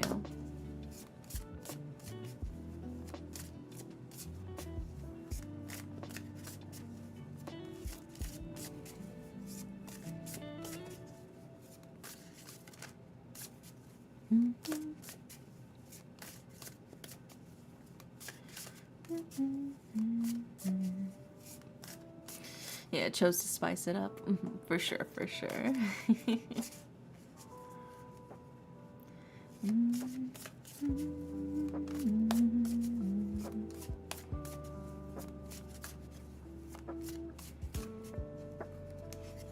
Oh, I was thinking, for this community night, this movie night, this Saturday, I was thinking we should watch Scream.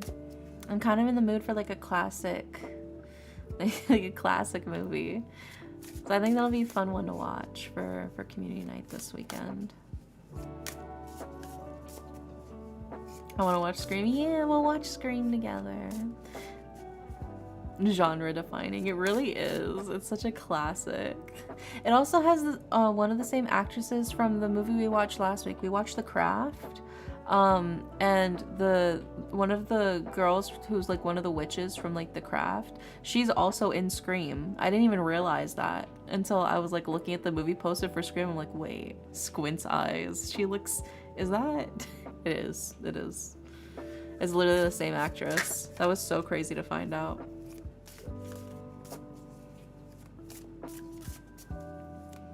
So it feels extra. Yeah, she's Sydney Prescott. Yeah, it was crazy.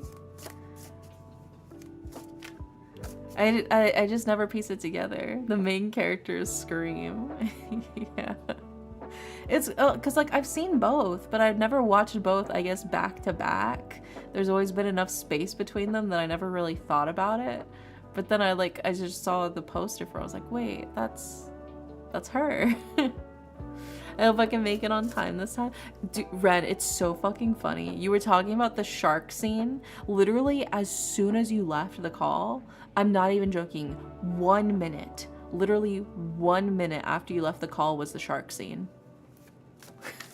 If you had stayed literally 1 minute longer, you would have seen the shark scene. That's what makes it even funnier.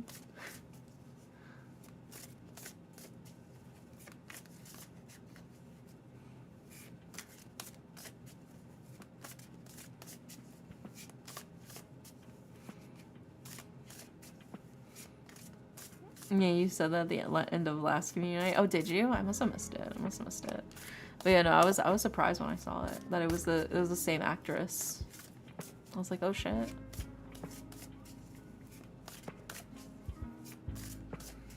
That's so funny that that's the scene that's stuck in your head though, because that's not even like the that like it took me a second when you were like, oh, this is the one that has the sharks in it, right? And I was like, huh? And I was like thinking like sharks. And then I remember the scene. I was like, oh, that scene is crazy that that's the scene that stuck with you. I missed the one scene I knew from it. Yeah.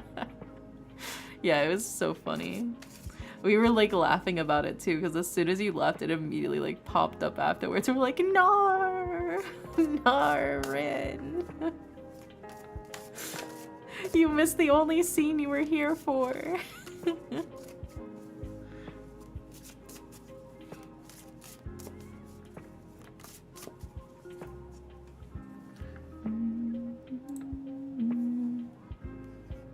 Let's see what we got for you, Sammy, for your love reading.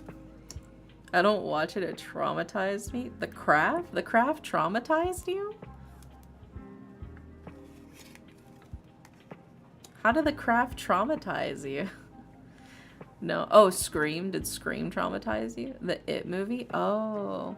Yeah, I saw It when I was like 7. That did traumatize me.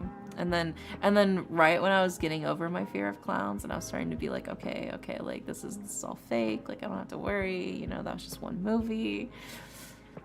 My little brother showed me Killer Clowns from Outer Space, and then that immediately reignited my fear of clowns again.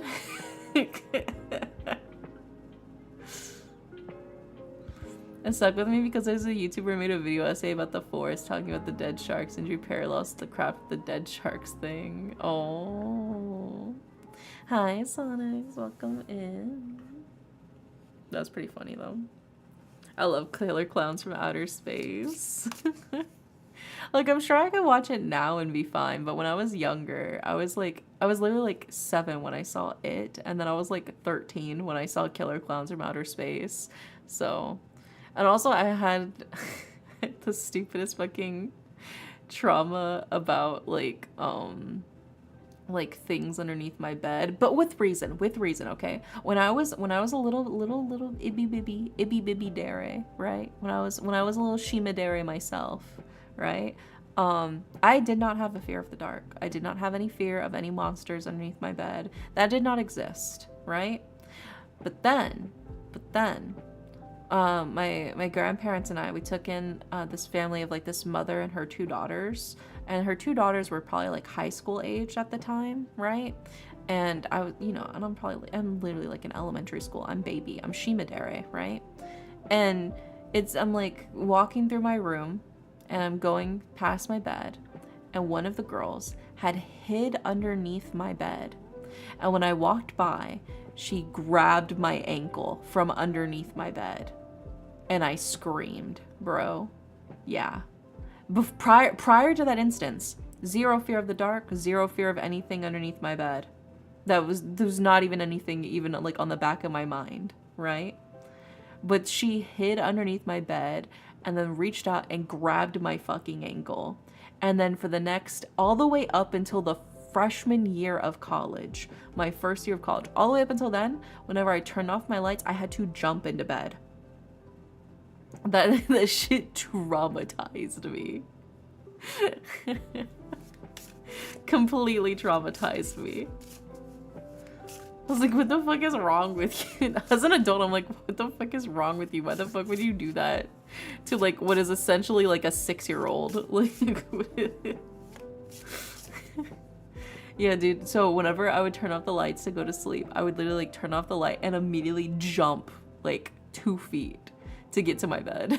And I did that all the way from elementary school through middle school through high school to college, and then finally when I got to college, I was like, okay, and I started mellowing out a bit. I felt like, okay, I'm safe now. Literally the entirety of my formative years. I was like, God damn, dude. Who the fuck goes around traumatizing children for a prank? Oh, some people's pranks get really fucking out of hand. Like, oh, God. There was like one fucking French guy that recently got like arrested for it was only like 6 months. He's only been arrested for 6 months. But he went around pretending to inject people with things with a needle. He would like go around with like a needle that had the cap on, but he would pretend to go around and inject them. Just total random strangers. Are you fucking kidding me? That's horrifying. That's not even like remotely funny. That's just scary as fuck. Yeah, he only got 6 months, dude. He basically got like a slap on the wrist. It seems like a prank from a horror movie. It's insane. It's insane. Just going around in public with a fucking syringe, like a needle and syringe. And sure the needle's capped, so he's not actually injecting anything in anybody, but that's still horrifying. They don't know that. They don't know him. They don't know what's going on. He pretends like he has just injected them. Couldn't do that shit in New York. Yeah, you get your ass beat if you did that in America, dude. That's why they always do that shit in like fucking France or something. Reminds me of like all of the American tourists whenever they catch the fucking pickpockets in all of those different countries. Like that one lady who grabbed the fucking ponytail of like this fucking 12-year-old girl pickpocket who would like try to steal her like passport and wallet and shit, and the girl's like screaming at her to like let go of her ponytail, and she's like, girl, I got like 8 kids, I'm not afraid of you, you can't scare me. Just grabbed onto her fucking ponytail the whole time. There was a horror movie where a rideshare young guy loser who drugged people in a way like that. Oh, dude, that's so scary, dude. That is like legit so scary.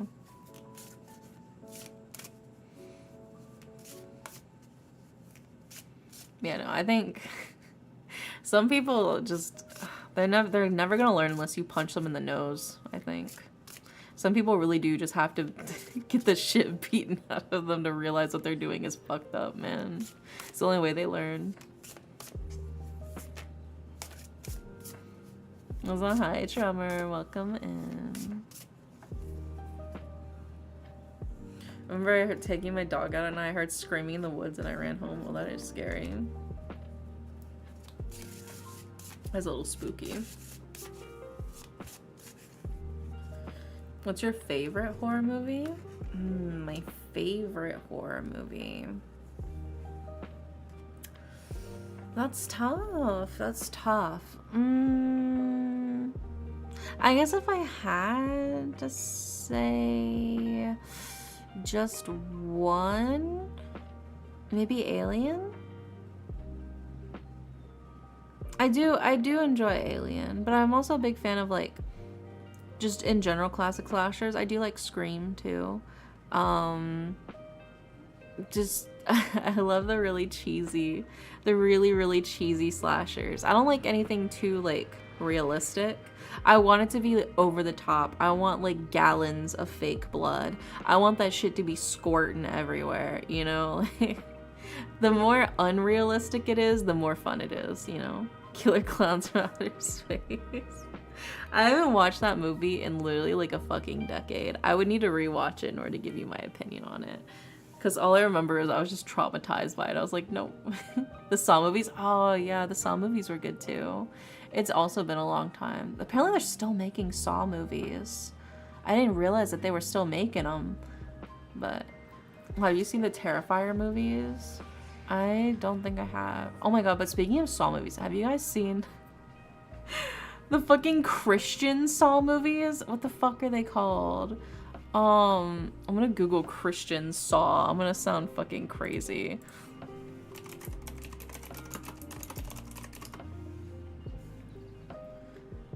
The Reconciler. That's what it's fucking called. Yeah. The Reconciler. It's like the Christian version of Saw. Basically like the two characters are trapped inside of a warehouse with a mysterious third man who's also trapped in there with them.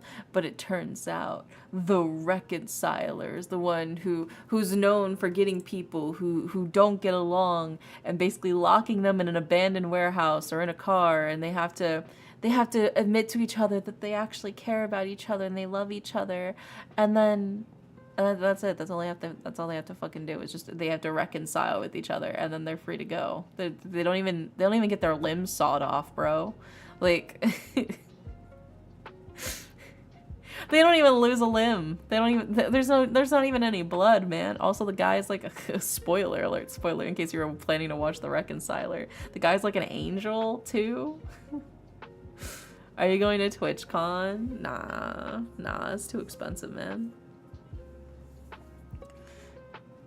You like buckets of blood than Terrifiers for you? Yeah. I do always get in the mood for like slashers and stuff like that when it's this time of year. This is pretty much the only time of year I really watch horror movies. Usually I watch like spooky videos. Like I'm always watching like the Nukes Top 5 and like Bizarre Bub and stuff like that. But yeah. So over the top movies like the Zombie Exotic Dancers movie, where some of them actively become zombies to get better tips, but some of the patrons are eaten. Eventually there's a zombie versus zombie cat fight. Oh my god. This sounds like a Psycho Enemies to Lovers shipper. Yeah, he does. Oh my god. No, I need to find, because I only found out about the Christian Saw movie through a YouTube video of somebody else who watched it and just gave their review on it. We need more horror movie conventions. Yeah, give me SawCon. Give me SawCon too. Electric Boogaloo. But yeah, no, I do love spooky stuff. Maybe you guys kind of realize it now because I have played a lot of psychological horror romance.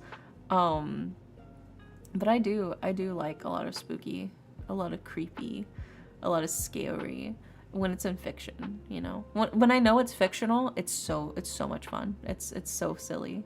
It's a good time. I don't like the real life scary stuff, but when I know okay, everybody's actually a-okay. The actors were chilling. Leonix, you don't have to keep doing this to yourself, Leonix. Leonix, you don't have to suffer anymore. You don't have to keep putting yourself in this situation, Leonix. But yeah. It is very much just, it's a good time when I know that it's all acting, it's all, at the end of the day, everybody's fine, you know? I can imagine them after, behind the scenes, you know, with like the fake blood still splattered on their face, like going out and like taking a smoke break or something. That's what makes it fun to me.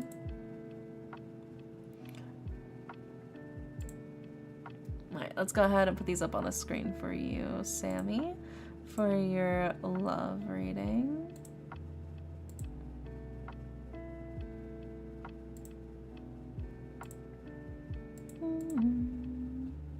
I love seeing behind the scenes videos of everyone having a good time. Yeah. It's also like one of my favorite art tropes, like for like a lot of the like the super scary or like the gory things, like the anime and stuff like that. Some people will draw like behind the scenes of it, where it's like all of the characters from like that anime are like actors. It's like the actors they use, so it's like showing them like offset, like having a good time, relaxing, you know. I think those are so cute. Also, it's like, you guys know like that's like a very famous anime gore thing where it's like the little like anime girl with like the animatronic thing that would like always like fucking torture her. Do you know what I'm talking about? Like she's like wears like the long white shirt, and it's like a giant square like animatronic thing, and it'll like usually like grab her or like torture her or whatever. It was like crazy. It was like crazy. Anyway, one of my favorite things. No, not Edward. No. That's like I don't know how it says. It's like a machine. It would like grab like the anime girl and like torture her in a bunch of different like various ways and like the gifts. But there's one specific gift that always stuck with me. Is it a movie? No, it's like a gift set. It's I have to see if I can find it. I could just sound insane googling it later. But the real OGs know. But there's one specific gift set from it that I think about, which is her. After all of those, she's like sitting on like the edge of like the torture machine, just like kicking her legs, swinging her legs as she's sitting, like bobbing her head as she's drinking her apple juice. So at the end of the day, is it a movie? No, it's just. Let me see. I'm gonna Google. I'm gonna sound insane.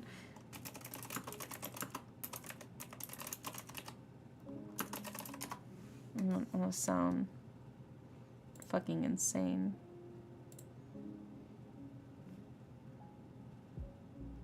Okay, I found it.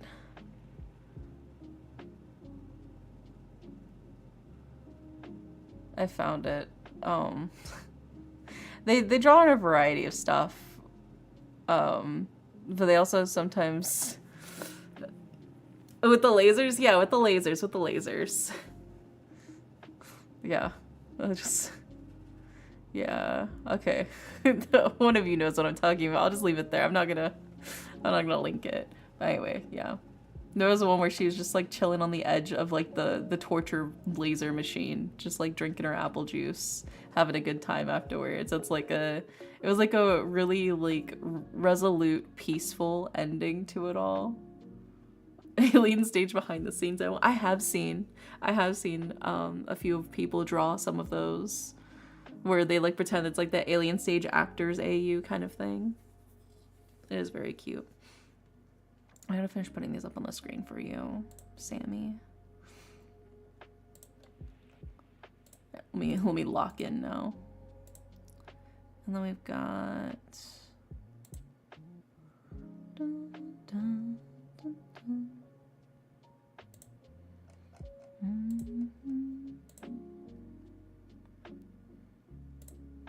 There we go. Okay, we got all of the cards for you, Sammy, for your love reading. In order of left to right, we've got the Four of Cups, we've got the Strength card, and we have the reverse Knight of Cups. And then for your Oracle card, we have Chamomile. So let's go ahead and start breaking this down for you, Sammy, starting with the Four of Cups, right? The Four of Cups is a card of, there are technically a lot of different options for you. There are a lot of opportunities, but there's definitely one that's better suited for you than the others, right? Like, you could go with the others, but there's definitely one specific option that's like, this one's the one that really meshes the best with you, kind of vibes, right off the bat, right? It's like there's a variety of options, but there's definitely a right option kind of vibes, you know?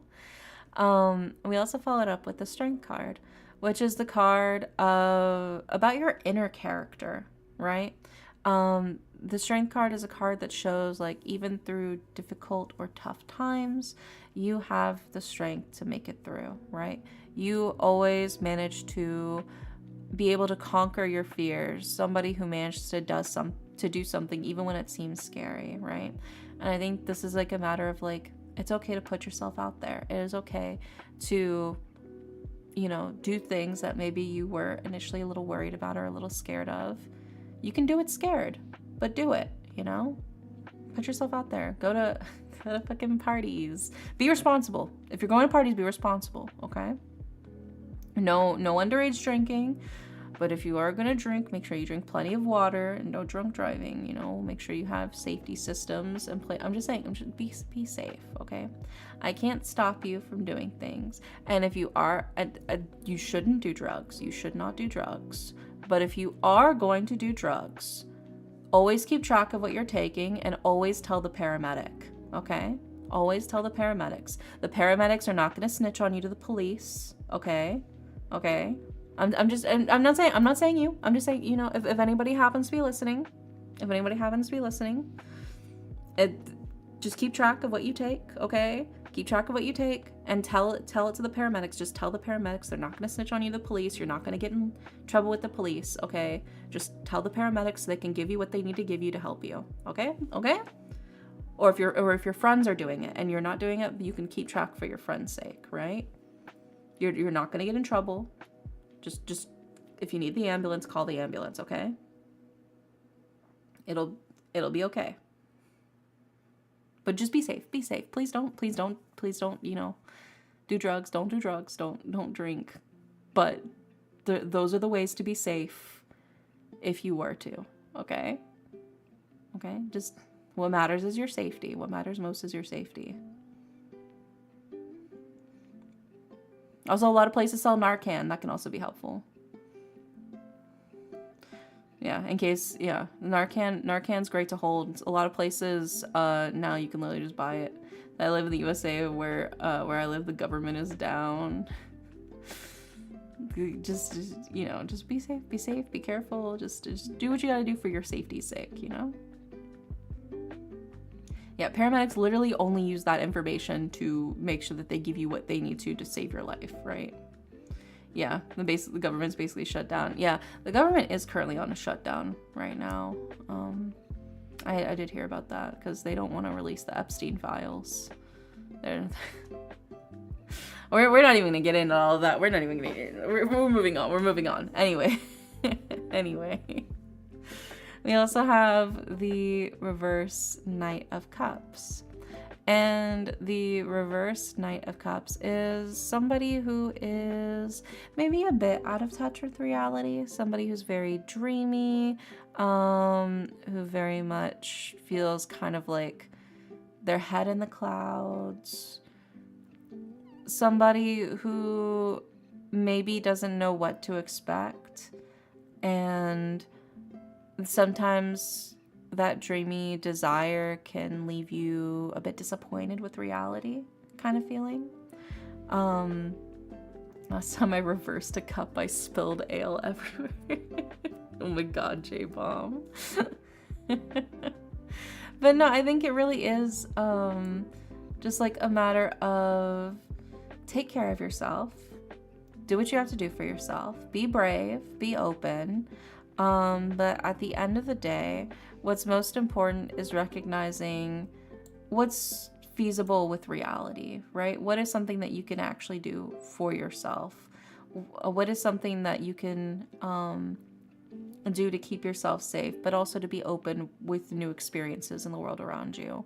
Don't be afraid to enjoy the experiences of the world in your attempt to expand who you meet and who you get closer to, right? I think that's sort of like the key thing here is if you want to meet new people, you have to go to new places, right? If you want to have new life experiences, you have to do new things. And it can be scary, but it can be just as rewarding, you know?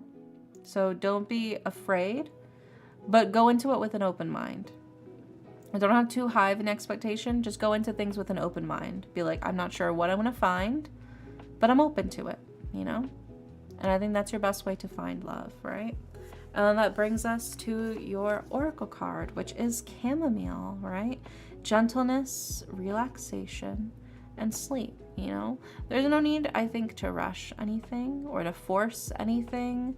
There's no need to feel pressured, right?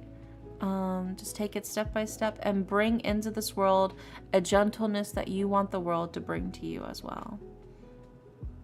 Those are lurky. Thanks for the lurk, Ren. I appreciate it. I hope you have a nice big nap. Yeah. But yeah, I think the key thing here is bring with you the gentleness and kindness that you want the world to give you back, right? So no matter where you go, it'll be reciprocated, you know? But yeah, I hope that helps, Sammy. Fingers crossed. Sometimes you just gotta breathe some new life into yourself by going into new areas of the world, new places that maybe you wouldn't have otherwise, you know? And that in itself can be a great experience for finding someone new. Just be safe. Whatever you do, be safe, all right?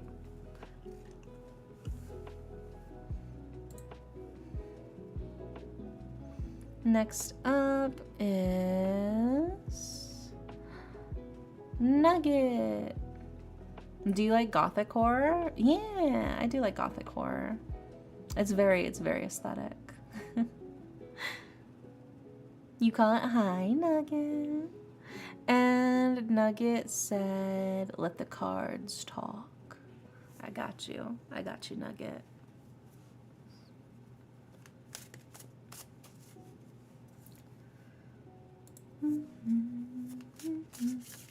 You have a question? What's up?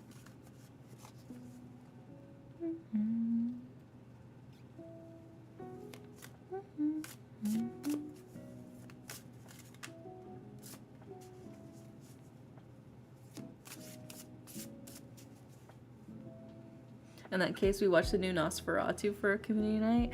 Ooh, we could add that to the community night. Like I said, I do want to watch Scream this weekend, but we could probably watch Nosferatu next weekend. Do I have enough credit for it to get a Yu-Gi-Oh card on the house? Yeah, I suppose. Considering, you know, your past generosity, I suppose I can give you a free one on the house. As a treat.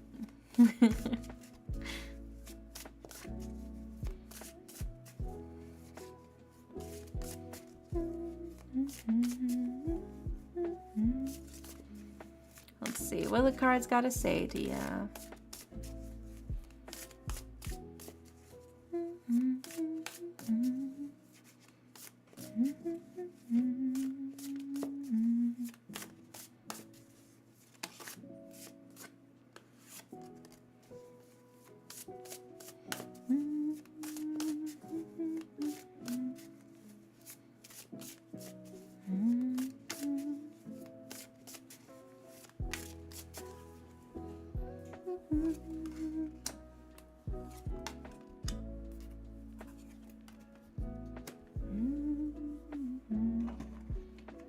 Last month's been wild. Yeah, I feel like it's been crazy busy, honestly.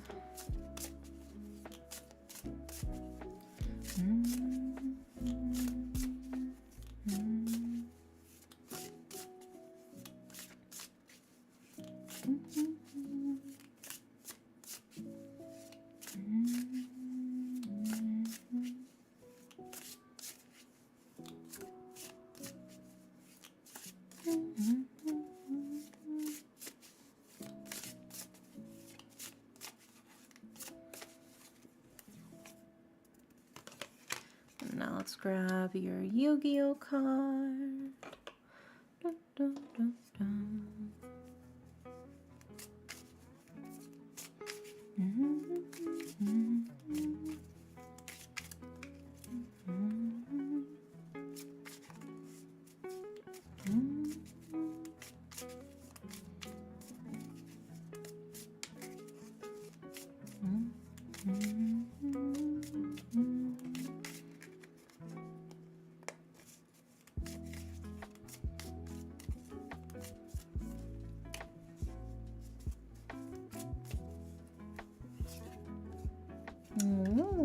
Okay.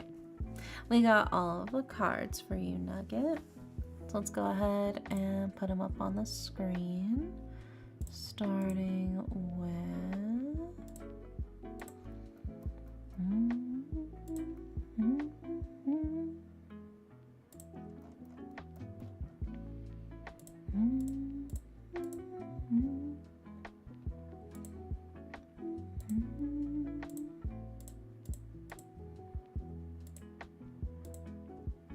So hi, baby. Welcome in. How are you? That was fast. The deck is feeling chatty. Yeah, knew what I wanted to say. And then the last card is...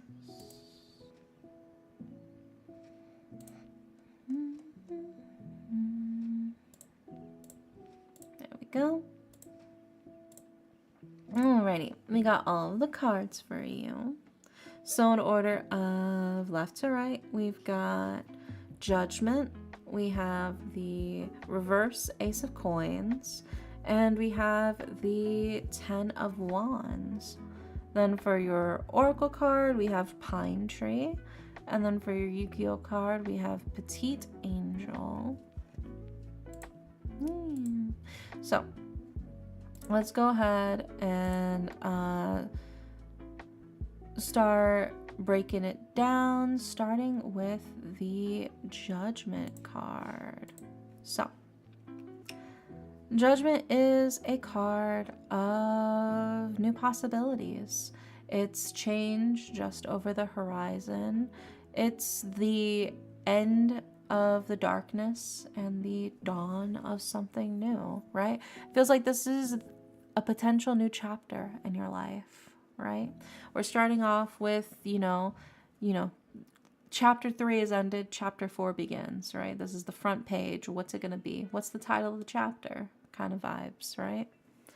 We followed up with the reverse Ace of Coins. And to me, it feels like this new chapter is probably filled with oversaturation. And it's reverse. The Ace of Coins is very much like, be careful of greed. Be careful that you don't get too greedy about what you want and what you're trying to make happen, right? Like they say, a golden touch can lead to ruin. Sometimes too much of even a good thing can be bad for you, right? I think it's a matter of maybe you need to find some balance with something. It feels like you're working really hard to pursue something that means a lot to you at the expense of the other things around you in this new chapter of your life. And it feels like the cards are like, hey, let's slow down. Let's be careful. Yes, this is there's nothing wrong with wanting this. There's nothing wrong with wanting more of this. But it feels like it's starting to affect other important parts of your life, other facets of things that you love and enjoy for the sake of this. Like, for instance, if it's money, if you're on that grind for money's sake, it feels like the cards are like, let's just be careful. There's more to life that I feel like you're losing out on experiencing in pursuit of this. We also followed up with the 10 of Wands. And the 10 of Wands is a card of, it's a heavy burden. There's a lot of weight on your shoulders. It feels like this is kind of the trial of your heart at the moment, is trying to find how to keep working through this, how to keep moving forward, how to keep making things happen, how to keep pushing forward, right? The forget-me-nots here, the flowers are basically begging, please don't forget me. Please don't forget me. I'm right here. I am working so hard to be seen, to be loved, to be noticed, to be by your side. Please. It's almost like this sort of like desperation, right? It's like this desire of like, just notice me. But I think rather than trying to burn yourself out, trying to do this so fast and trying to work it through really quickly, I think it's better if you slow down your pace. Truthfully, I think you're going too fast. I think you're thinking, if I just get it all out the way now, then I will have more time to deal with everything else later. But I think that's the wrong approach here. I think what's better for you is if you slow down and you do it at a slower pace, so that you have more time overall even now. It might take you longer overall because you'll still be working on it later, but it'll give you more time for the now and for the present to do the other things that matter to you, right? And that feels sort of amplified to me by your Oracle card, which is Pine Tree, right? Which is a card of vitality, longevity, and perseverance, right? I don't think you need to put gasoline on this fire, right? If you put gasoline on the fire, yes, it's gonna burn brighter, it's gonna burn hotter, it's gonna burn faster, but at what cost, Isn't it better just to let it go ahead and you know, just stoke the embers every now and then to keep it going. As long as it doesn't go out, it's still burning. But I don't think you need to completely burn yourself all the way down to ash as fast as possible just to move on. I think it's better for you to just take things slow, bit by bit, step by step, and not push yourself to get it all out of the way right now, you know? And then following that up as well with your Yu-Gi-Oh card, Petite Angel. A quick moving and tiny fairy that's very difficult to hit, right? It does feel like you're kind of speeding around a lot right now. You're trying so desperately to move faster and faster and faster, and it feels to me like the cards are like, slow the fuck down. Chill. It's not that deep, it's not that heavy. Enjoy what you have right now. Like, obviously keep working towards your goals. None of the cards are telling you that you have to stop working towards your goals. But it feels like you are so desperately trying to like min-max speed run towards your goals. And there's no need for a speed run here. You can just any percent just normal play through. You don't need to beat the timestamp. It'll still be here. You'll still be here, right? You've got plenty of years on your life. You don't need to rush through everything, right? Just take your time, slow it down, enjoy what you have right now, because what you have right now might not be here later, whenever you come back to it later, right? I think it's very easy to be like, yeah, I can just enjoy all of this later, but all of this might not be here later when you do manage to finish everything you're working on right now. So just, I think, try to find more of a balance for yourself. Try to slow things down. Try to take in everything else around you rather than trying to rush through to get to the quote good part, you know? Do a slow build, and I think that'll help you much more, you know? But yeah, I hope that helps, Nugget. Fingers crossed. My head's been 100 open doors lately. I think you gotta start closing a couple of those. Chill out, you know? You're gonna make more progress just taking it slow and steady and enjoying things while you're at it, you know?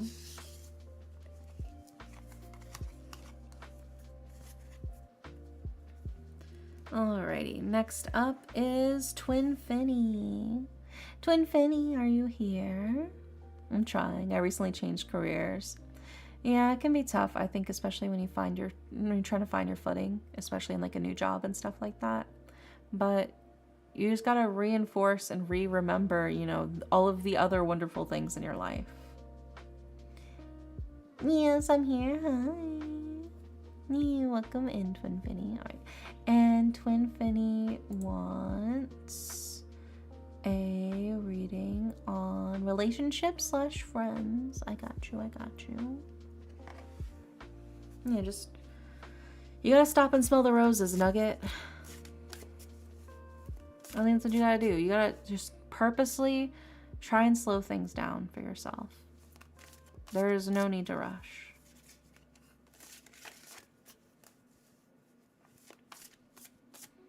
Let's see what we got for you, twin.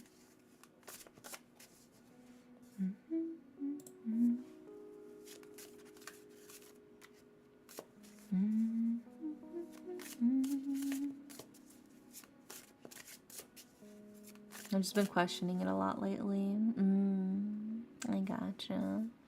The friendships and relationships. I gotcha.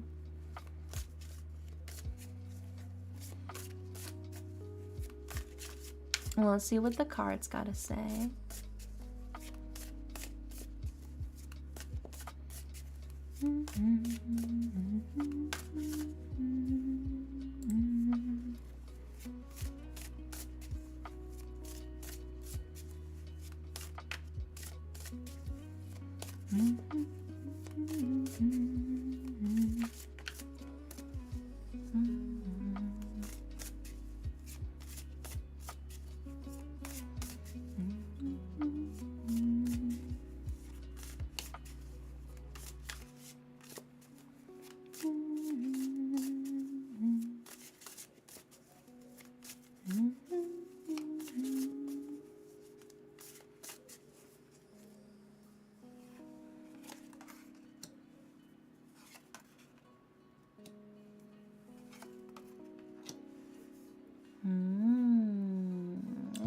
gotcha.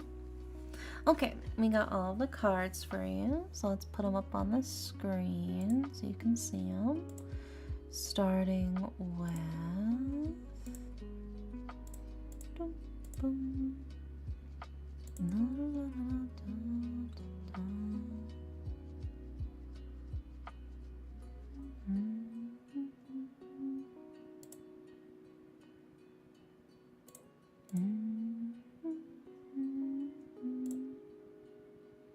And then the last card is...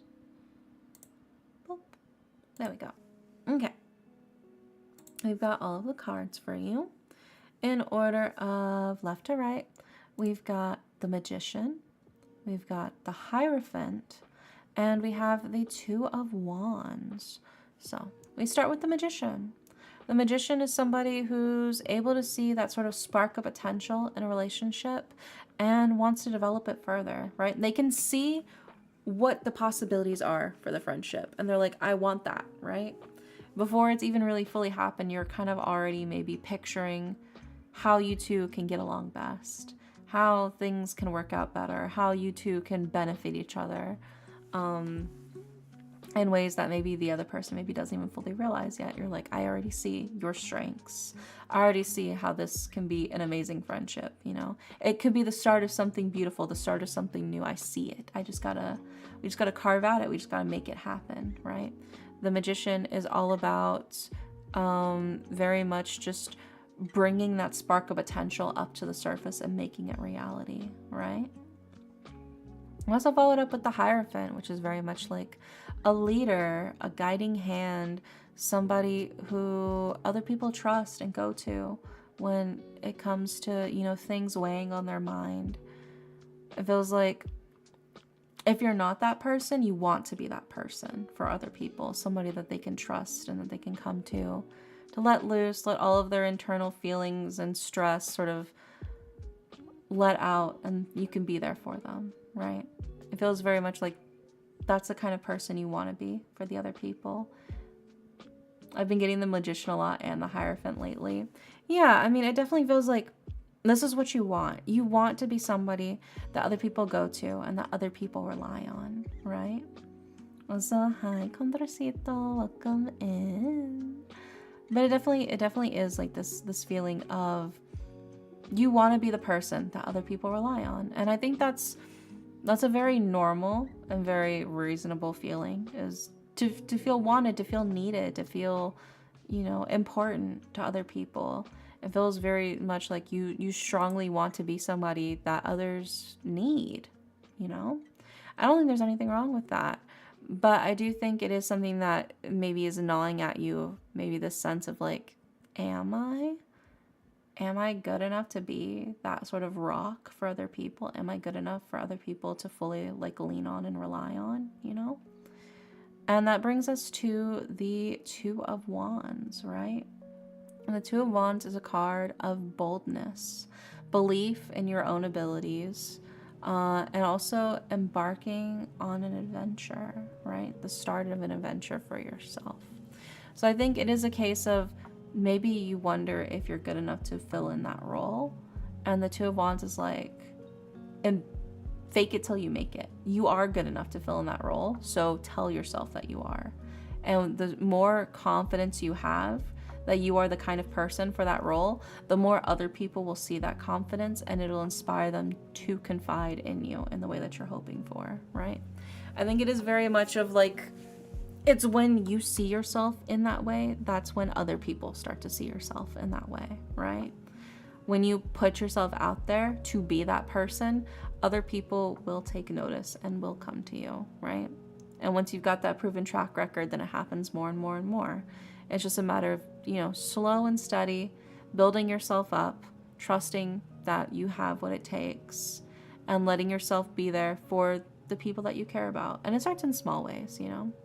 It doesn't have to be some big, they come to you with like this deep, heavy, ultimate secret that they've been carrying this burden with them since they were like, you know, just a tragic orphan, you know. Normally it starts small. It starts with, oh fuck man, like things have just been really difficult this week. You know, my mom chewed me out, and my girlfriend was nagging at me, and the ice cream shop didn't have my favorite flavor of ice cream, and it's just so much stuff, and my tooth aches a little bit. You know, usually it's small stuff at first.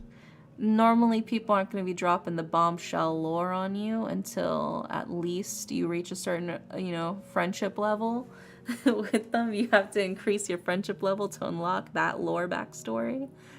So just start small. Start with the small stuff. Be open for them and be there for them when it comes to the smaller things, and that eventually builds up their trust to tell you when the bigger things are getting at them, you know? When you establish yourself, when you know, I got this, I can do this, I can be the rock for them, I can be the shoulder that they rely on, and then proving that, they see that, and then they act accordingly. So I think if that's who you want to be, and that's how you want to make things happen, then your best bet is to set an emotion from the beginning with the small stuff that's not as important, you know? Like, oh man, I totally fucked up on writing this essay. Oh god, what a fucking pain, man. I can't believe I fucked it up. I boofed it. You know? I was like, hi, CJ, welcome in. And he's like, hey man, like that's really rough, but if you want, I'm always down to read through your essays for you. I can give some feedback, just reading it through, making sure it makes sense before you submit it, stuff like that. Yeah, I biffed it. Yeah, so it is, you start small. Like I said, most people are not going to be coming up to you and be like, anyway, here's my entire tragic life story. I hope you're ready to lock in as I lore dump on you.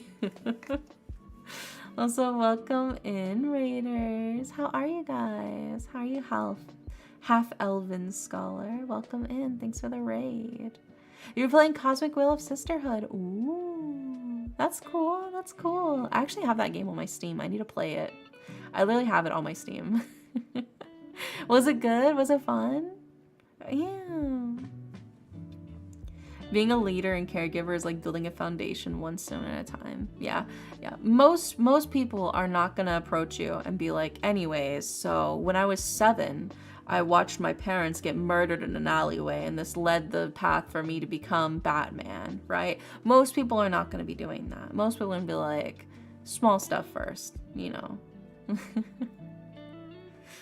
Most people are not Batman. I enjoyed it a lot. The atmosphere was excellent. Yeah, that sounds great. What if someone does do that sort of? Honestly, I'm gonna be real with you. If somebody right off the bat, without you really hardly knowing them at all, starts dumping their life story to you, including like all of their tragic history, from personal experience, you should run. If you don't know this person that well, you're not that super crazy close to them, and they are immediately dumping all of the heavy ass lore onto you, they have no boundaries. And they don't have a really solid support system for themselves. You are going to be the sole pillar of their support system, and oftentimes they're a bit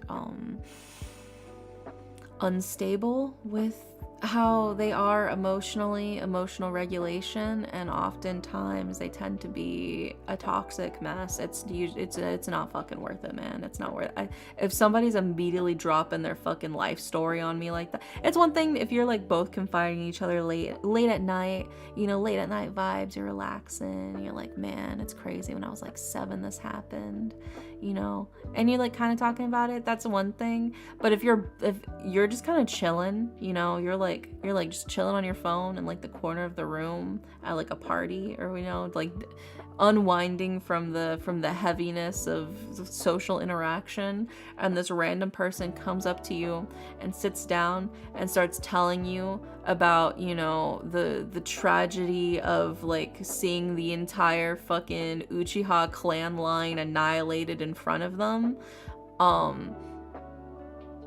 you gotta run, man.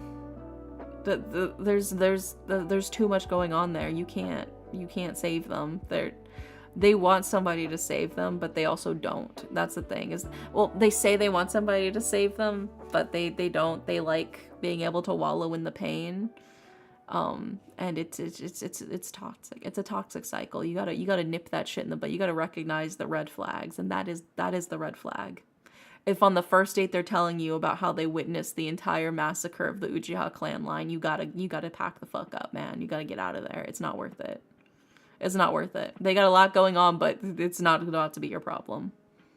All right? All right? Trust me on this.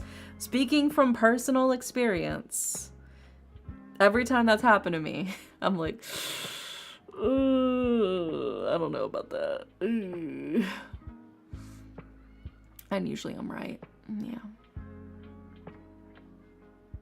I mean, you know, if you hit it off, you hit it off. But normally that's a red flag for me, and that's like a sign I'm like, I don't know if, because the last time, what's the Hierophant? The Hierophant's the guiding hand, the leader, the somebody who helps somebody through the difficulties in their life, you know?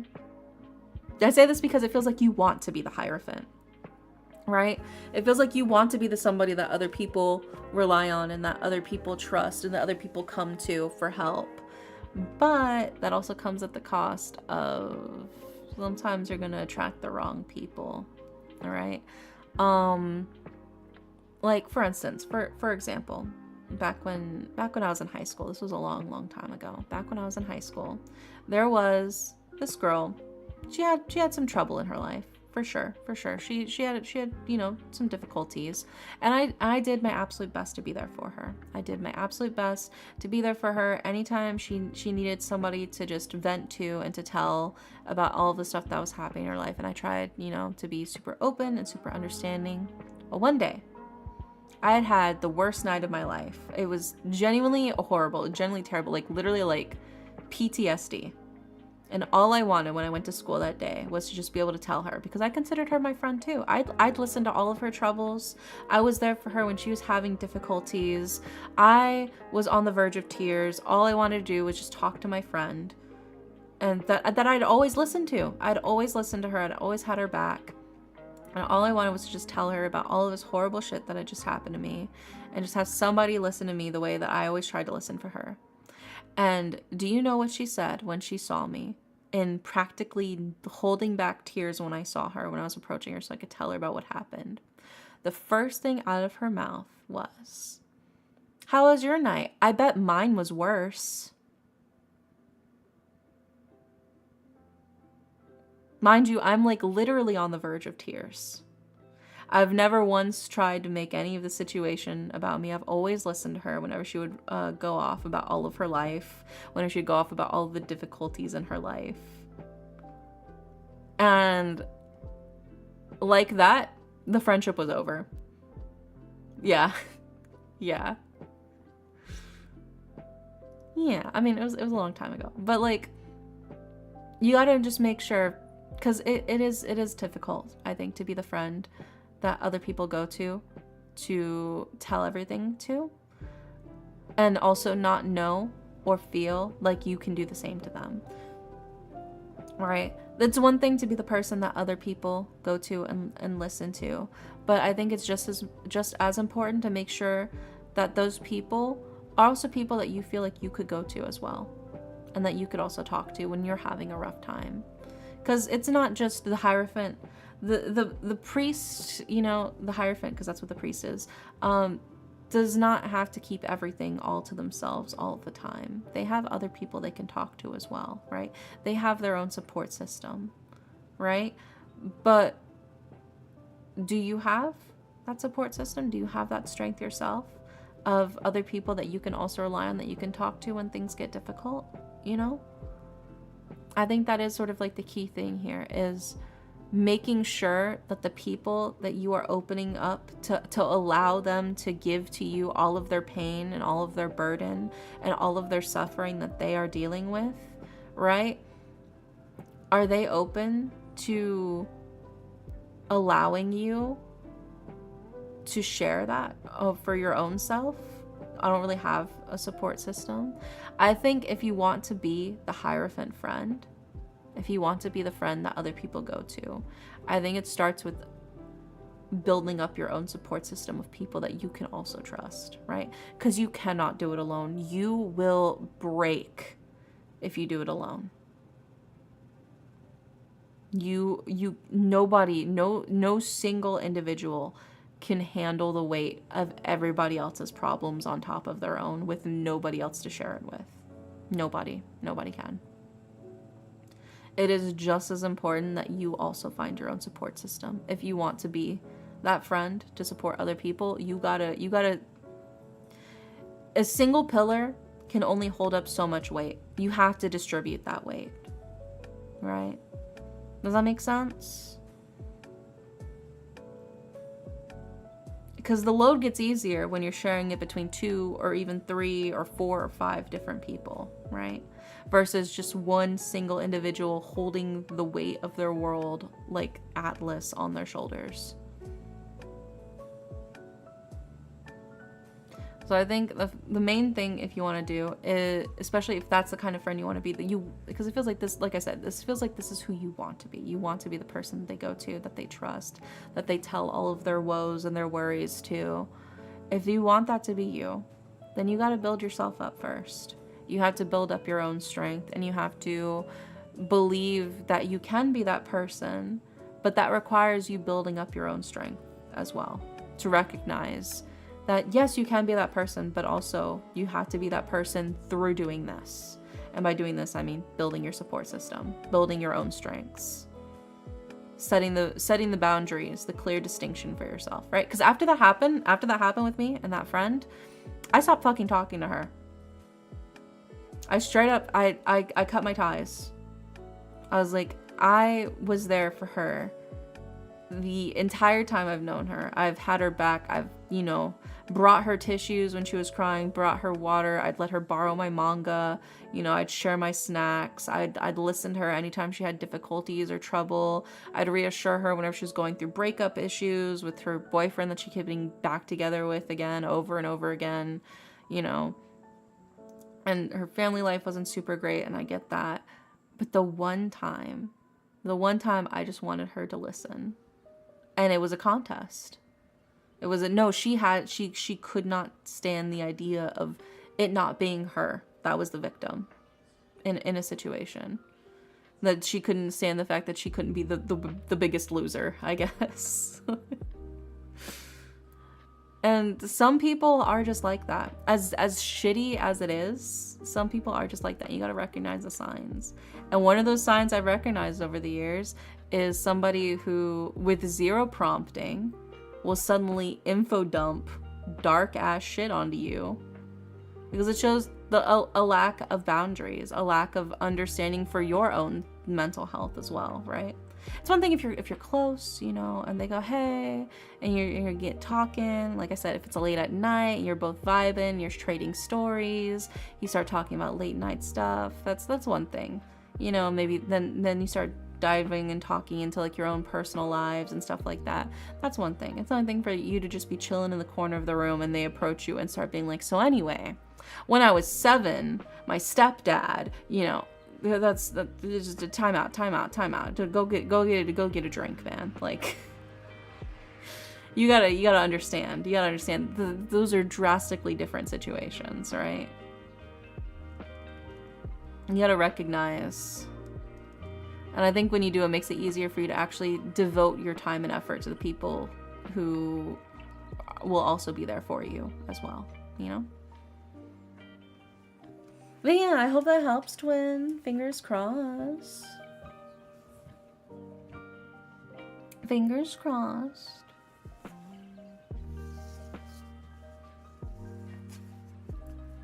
Next up, we got Leonix. You still with me, Leonix?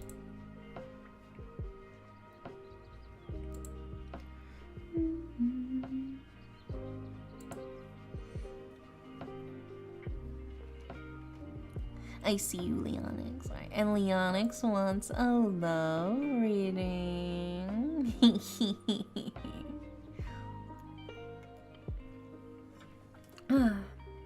Hi, Poppy. No, I disintegrated. Oh my god. Disintegrated? That's crazy.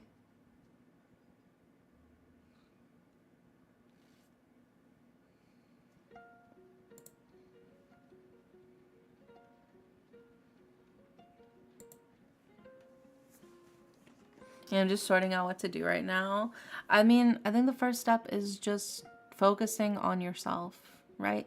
When you build yourself up stronger, then that leaves you stronger for your friends, right? So I think focusing on what you can do for yourself is also a way to take care of others around you, right?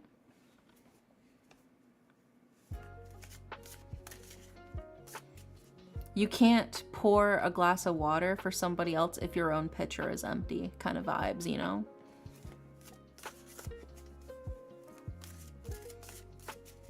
So I think the first step should just be, well, what can you do for yourself? And I think in this case, it would be, what can you do to build a support system for yourself? You had tomato soup and grilled cheese for the first time. You did? I love tomato soup and grilled cheese. Oh my god. Did you make the tomato soup from scratch? Or was it like the canned stuff? Because if you make homemade tomato soup from scratch, oh, it's so fucking good, dude. It's so good. Fantastic. The canned stuff is pretty good. The canned tomato soup is pretty decent. I won't lie. But oh my god, okay. Red pepper, like the bell pepper, the red bell pepper tomato soup. Oh, so fucking good. So good. But I took the time to upgrade it and make it better. Yeah. You should try the red bell pepper soup, the red pepper soup. Fantastic. It's so good. It's like if you had tomato soup, but like fancy. It's like if tomato soup had like an elegant mustache. Yeah, it's so good. And you can like roast some tomatoes too, and you can mix them in. Oh, so good. I actually have some tomatoes in the fridge. I was planning to roast to add to some veggie pasta too. Red pepper, milk, ragu, garlic powder, and onion powder. Ooh, yeah, sounds yummy. Kept trying to understand this all black car. Turns out it's just my eyelids. Can I you bunch of elegant mustaches? Yeah, sweet dreams, J-Bomb. Have a good night, okay? Hope you sleep well. But yeah, you should get the roasted pepper soup, the roasted red pepper soup. And try that with grilled cheese as well. So good, so good. If you're feeling a little freaky with it, you can put some like croutons on top and like some cheese, similar to how you would with like French onion soup. Oh my god, dude, I would stone cold kill a man right now for some French onion soup. Are you kidding me? Are you fucking kidding me? Some French onion soup would go so fucking hard right now. Oh, I love soup season. I love soup. But my absolute favorite soup of all time, period. My favorite soup is corn and crawfish and black pepper. It's like a Louisiana style like soup, chowder kind of vibe. It's got like the corn, it's got the crawfish, it's got the black pepper, it's creamy, it's peppery, it's so good. It's sweet from the corn too, and the crawfish. Oh, literally my favorite. Literally my favorite. The grocery store that I used to work at had their own. Like specific, like in their deli area, they would have their corn, crawfish, and black pepper soup, and every time they put it out, I would always get a cup of it. Oh, so fucking good, dude. It made me so happy. It's like a hug in a cup. It's just a marinara, but more. Still love it though. I'm still spooked on the French onion, not gonna lie. Wait, why are you spooked about French onion? French onion's so good. Like, the thing with French onions, they caramelize the onions, right? It's slowly and steadily caramelizing the natural sugars of the onions so they get sweeter and jammier, right? And then you mix it with like the beef broth. So you've got like the meaty beef broth with like the nice onion flavor. So it's like beef and onions, just like to the max, to the full max. And you top that shit with cheese and bread. Like it's fucking good, man. You cannot fuck up a French onion soup. Well, I mean, like, in terms of like the flavor's good. And they got like the herbs in it too, like the thyme and the rosemary. You gotta get some fresh thyme in that bitch. It's so good. Highly, highly recommend. I just love me a good soup. I just love me a good soup. What can I say? Old picky habits, but I won't be pussy. I'll try it if you recommend it. Yeah. You should definitely try it. I get it though. I get it. Like re-experiencing things that you didn't like before when you were younger. I didn't used to like spinach when I was a kid. But that's also because I only ever ate steamed spinach as a kid, and I fucking hated steamed spinach. I thought that shit was nasty. It felt like I was chewing like grass. I felt like a cow, dude. But now as an adult, I enjoy mixing in spinach in like my soups. I enjoy adding it to my pasta. I like mixing it in with my eggs. I like using it instead of lettuce on my sandwiches. That's actually the main way I've been eating it. Yeah. Yeah, so I've been basically using it as a lettuce replacement in my sandwiches, like the baby spinach, and that goes hard. That goes pretty fucking hard. It's a great way to get iron in your diet too. But yeah, I think you just have to try eating it in a variety of different ways. But I am very picky about my spinach. I don't want it super soggy. I like it when it still has like a little bit of a bite to it. So like I said, I'd like put it in like right at the very end basically, so it's basically still raw. And that helps me for eating spinach. I can't eat steamed ass spinach or canned spinach. I think that shit's nasty. Yeah. But yeah, you should definitely try a good French onion soup. If you don't want to make it yourself, because I'm gonna be real, French onion soup, it is so delicious, but it is such an insane labor of love because it takes so fucking long to make it right. If you can just straight up buy it from like a restaurant, I would highly recommend just going to a restaurant and ordering the French onion soup from a restaurant, low-key. But if you do want to make it yourself, it is going to take you, I'm not even joking, like 6 hours minimum. 6 hours minimum to make a French onion soup. Period. But it's worth it. But it is so fucking worth it. And you will have so much French onion soup when you make it. It's not expensive because the ingredients are super fancy. It's expensive because you take so much time to make it, right? It's the labor of love. That's what's coming into the cost factor of why French onion soup might be expensive. But I'll find some recipe videos for some good French onion soups and I'll post it. I also have a pumpkin soup that I made that goes so hard. I kind of low-key want to make that pumpkin soup. I still have like half a can of pumpkin puree. So maybe I'll make a nice little mini pumpkin soup just for me. We'll see. But for now, we're going to see what we're going to get now. We're going to see what Leonix's reading is. Now I'm hungry. It's been so long since I made French onion soup. Yes, yes. All according to my evil plans. You're all craving soup now. Made a bacon onion jam once for some good burgers and it was basically French onion. Oh my god, dude. I fucking love onion jam. Holy shit. I love onion jam on burgers. Oh my god. I remember explaining to somebody what onion jam was too. They're like, that's a jam? You can jam an onion? I was like, yes, and it's so delicious. It's so good. Because people don't realize how much natural sugar is actually in an onion. Like, it's kind of wild. A lot of people don't know that, but onions have a lot of natural sugar in them. So caramelizing them is one of the best ways to add natural sweetness to any dish, right? Some people like to give it like a starter with like a little pinch of sugar to get it started on the caramelization process, but you don't need to add any sugar to onions to make them super, super sweet. Also, hi Tango, welcome in. Just slow and steady So let's say that's why it takes French onion soup so fucking long. Because to caramelize onions, it's the slow process of the heat gently breaking down the starches into sugars and browning them and getting them all nice and sweet and soft and jammy and brown, right? I think some forget that they can wash to get rid of the harsher flavor of it. I mean, you don't even need to wash it if you're slowly cooking it, you know?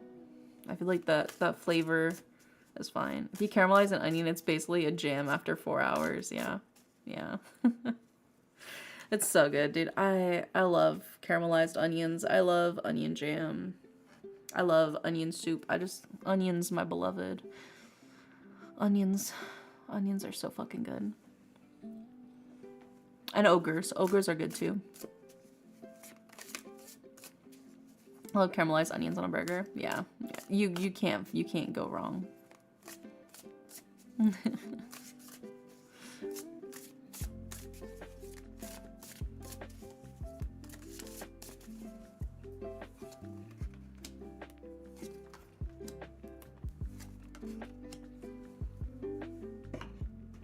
And then let's grab the Oracle card for Leonix.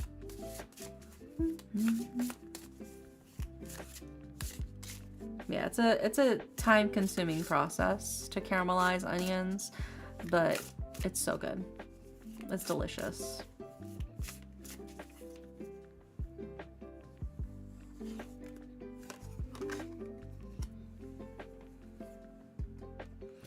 I think it was the onion jam, mushrooms, and an acquired taste blue cheese crumbles. I do like blue cheese.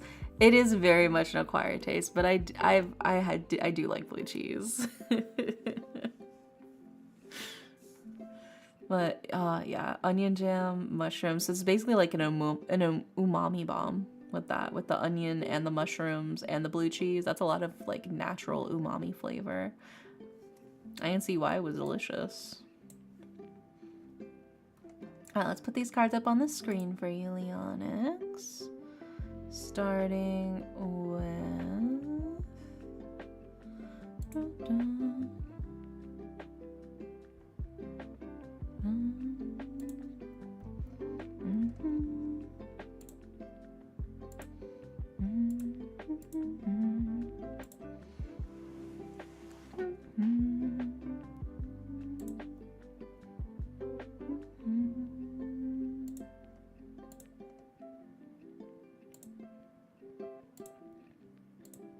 And then the third card is...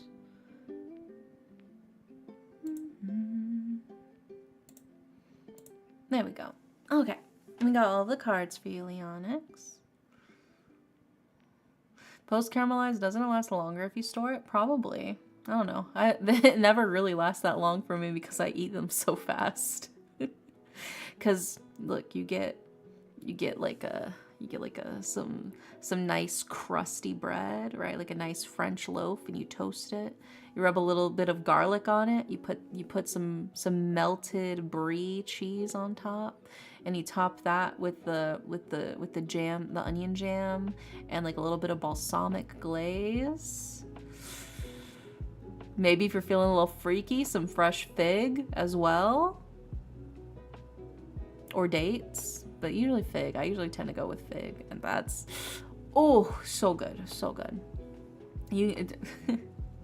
Cheese and onions and fruit and bread, and it's so good. A savory, delicious, cheesy bread, basically. Highly, highly recommend. Or you put that shit on some focaccia.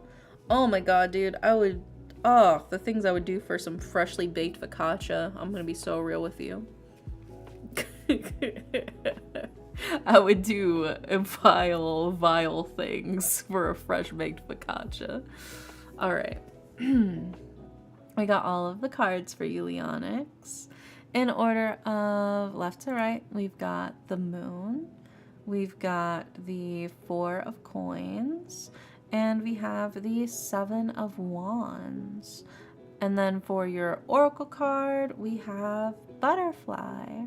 So let's go ahead and start breaking this down for you, starting with the moon, right? The moon is a card of mystery. It's a card of intuition, dreams. It's a card of the changing of the tides. It's also a card of imagination and sort of like creativity. So it feels like there's a lot maybe under the surface that maybe you're not necessarily knowing, like on the top of your head, but it feels like maybe you're being drawn to a specific direction. You're being drawn towards something maybe subconsciously. You feel the sort of like inkling to get closer, right? And I feel like you should trust your intuition. You should sort of trust your instincts when it comes to this stuff, even if you don't necessarily fully know off the top of your head. I think it's not a bad idea to sort of trust your instincts in some of this and to let yourself sort of be led to the direction that you're sort of heading in, you know? There's a lot of good opportunities. And sometimes when you're, trying to fight that sort of instinctual tug with like rationality, you end up losing track of what maybe you could have potentially had, So just let things flow as they flow and see where they go, I also followed up with the Four of Coins, right? And the Four of Coins is a card of clinging to nostalgia, clinging to the past, the sort of sense of immobility. It feels like the cards are like, okay, move forward and make sure you are moving forward, right? Don't look too much to the past. Maybe some past failed relationships are still lingering on you. But it's like what you're looking for is in the future. It's not in the past. It's not a prior relationship. It's something that you probably haven't had yet, right? So don't let the past dictate the future and keep moving forward, right? Into that new direction, that new place that you're being pulled towards, right? And then following it up as well with the Seven of Wands. And the Seven of Wands is a card of sort of like a struggle or a confrontation. It feels like there is a little bit of a fight. There's a little bit of competition, trying to prove yourself. But this is also a card that tells you that you have the strength to get through whatever is getting thrown at you, right? So as scary as it might be to hear that there is a struggle or there is something brewing there, this is also a reassurance that whatever happens, it's not anything more than you can handle, right? It's nothing so outrageous that it's gonna kablooey or anything. It might be a little rough initially, but you'll make it through on the other side no matter what. So don't stress too much about that. And then that brings us to your oracle card, which is butterfly, right? Transformation, joy, beauty, and transience. Sometimes you just got to spread your wings and see where you land, But I think this is the opportunity for you to really sort of come into yourself in the sense of like who you are, who you want to be, how you want to be perceived, and let yourself truly flourish and fly to where you deserve to be, right? I was a little bit on my mind, but also like migration in a sense is kind of what comes to me personally, because right now is actually when a lot of like the monarch butterflies are currently migrating down south to the warmer climate in order to survive, right? So there's a sense of like moving to where is most desirable for you, moving into the direction, into the place where is currently best for you. Because maybe initially one place was really good for you, but now it's starting to get colder and that's not working out as much. And that's okay. It's okay if you need to fly to a different place that's warmer, right? If you need to fly south, then you gotta fly south, Don't cry. Why are you crying? I think this is a pretty good reading. Why are you sad? It's okay. They're just telling you, like, trust your instincts, let yourself be guided where it feels like you're headed, and look towards the future. That's all. There's nothing bad about this reading. I think it's a good reading. You just gotta trust your instincts a little more. Trust your intuition. Don't overthink things. And you'll be okay. All right?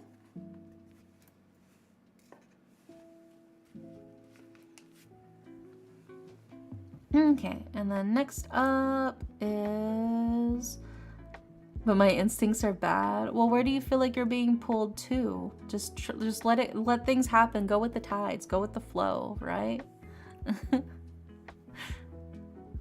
Yeah, last call for Alex. If you're here, Alex, let yourself be known. Otherwise, we are going to give away your reading to somebody else.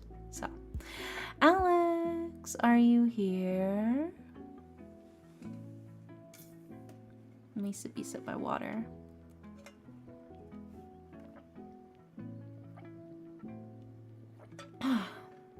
Hi, Reptical Flame. Yeah, I think Alex might have disappeared early on. So, that means we have one raffle slot to give away. So, for those of you who are here, who have not gotten a reading from me today, and you would like one, I am thinking of a number between 1 through 10, and the first person to guess it will get the reading.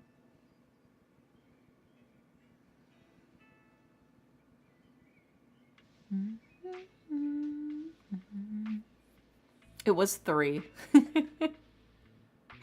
It was in fact 3. Congrats, Engar. What would you like for your reading? That was very fast. I feel like y'all are getting in tune with me. Yeah. What would you like for your reading, Engar?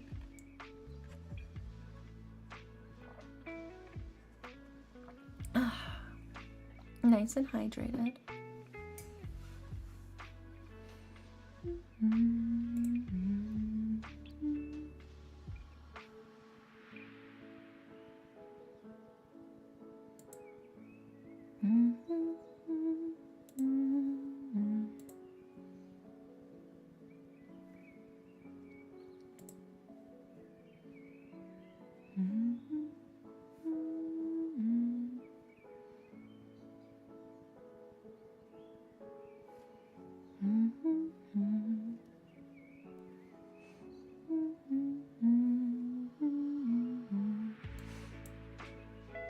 You typing it up over there?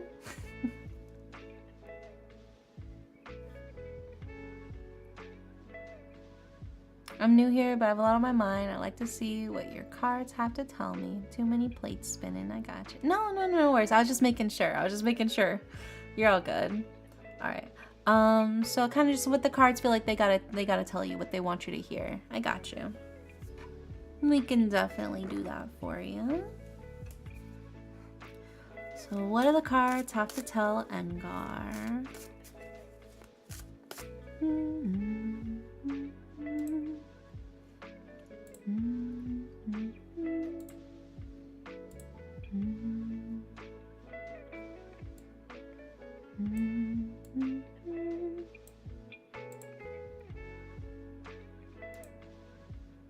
In exchange, I offer a recipe. Ooh, a recipe.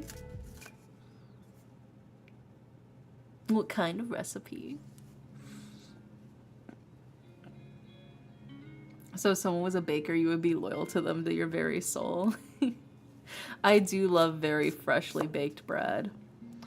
I think it's one of the most beautiful things about the world is freshly baked goods. Especially bread, but just any baked goods, really.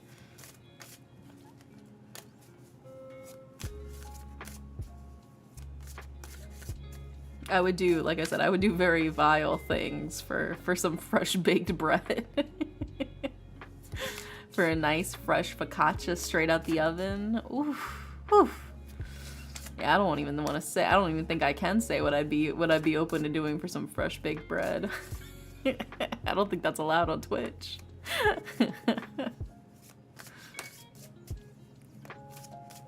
Okay, freak Derek. What do you mean? Oh, you know.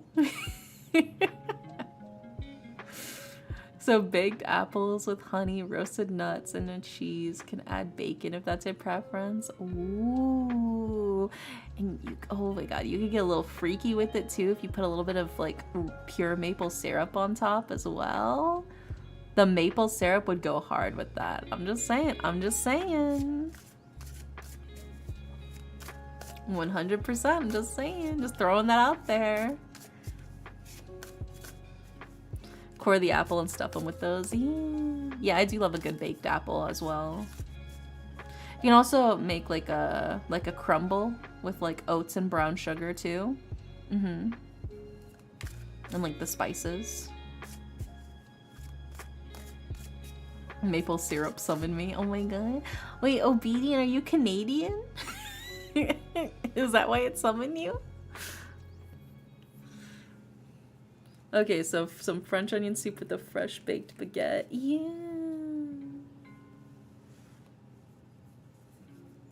Why is it pronounced baked and not... I don't know how it's supposed to be pronounced. I'm gonna be sober with you.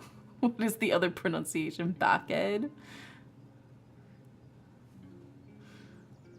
I do be Canadian. Yeah, I could smell the maple syrup on you. I love all my Canadian homies.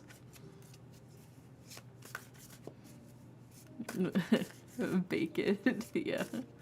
Fruity or savory version with oats. I mean, I think the oats would be good because it's like if you add it to there, then it's like a crumble a little bit, you know. I think it'll help make the mixture a little bit more firmer too, and it'll absorb all of the juices from the apple and stuff as you're baking it. It'll be good. It'll be good. Oh, you're in ad space now. I got you.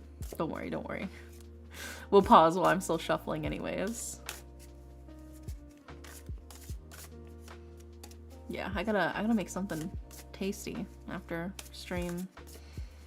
My roommate made like a fuck ton of mac and cheese, so I just grabbed some mac and cheese and was just shoveling that into my mouth before stream, but now I want to make something delicious. I've been making these like really simple pumpkin chocolate chip pancakes for breakfast, and I've been really enjoying those. We need a food review or something stream. Yeah, I was thinking it'd be fun if we had like a picnic stream, like a picnic date stream where we just like we all make food and we just like chill and chat together while we eat it. But like I said, I would just worry about like eating on stream because you guys would have to listen to me chew. And I know a lot of people have a very heavy pet peeve about listening to other people chew and stuff. But I think it would be a lot of fun. I have to dig up my old recipe for buñuelos soon too. Because I made a very cute illustrated recipe card for my family's buñuelos. And I make them every Christmas. It's me. I'm some people. Yeah, it is. I was thinking of Leonix specifically.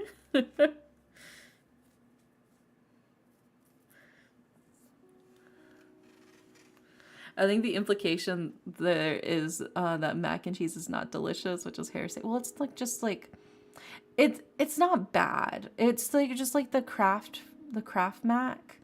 But they made like a bunch of it and it was kind of sitting on the stove for a little bit, so it's not like it was even like super fresh Kraft mac. It was like a little bit soggy because it had been sitting there for a while, kind of thing. So it's not bad. It's not bad mac and cheese because it's Kraft, but it's not like super delicious, you know? Like it's all right. I was like, yeah, it's pretty good. It's mac. Can there be super delicious mac and cheese? Yes, there absolutely can be super delicious mac and cheese, 1000%. But that was not the super delicious mac and cheese. That was just the, yeah, it's mac and cheese. You know? I'll take the Kraft mac, maybe add some ketchup. Oh, that is a very nostalgic flavor profile. I return, welcome back. Welcome back. We were just chatting about food. You didn't miss anything. I was saying it'd be fun to do like a like a picnic and chat kind of stream where we all just like eat together. But I don't know if Leonix would be able to come. I know that's like their pet peeve. We'll see, we'll see. Maybe I'll just mute my mic when I'm chewing. A touch of mustard goes a long way in mac and cheese. It really does, yeah. It really does. Adding a little bit of mustard powder to your mac and cheese is god tier. You can take mac and cheese and add chili spice, beef, and corn and have a Mexi mac. I have done that. We also add in black beans. We add in a lot of black beans into our mac and cheese. Black beans, some fire roasted like tomatoes and peppers, some corn. Yeah. You've definitely done that. And the black beans are a great source of protein too. We usually go with black beans because my roommate's like mostly vegetarian. Like 99% vegetarian. They eat fish though. So it's almost like fajita mac. Yeah, a little bit like fajita mac. Yeah, it does go pretty good. We dress it up, but this one wasn't dressed up. This one was just straight up the box mix. So it wasn't bad. It was all right. It was pretty good. But I want something like truly delicious. So I'll probably make something after stream. Something truly delicious.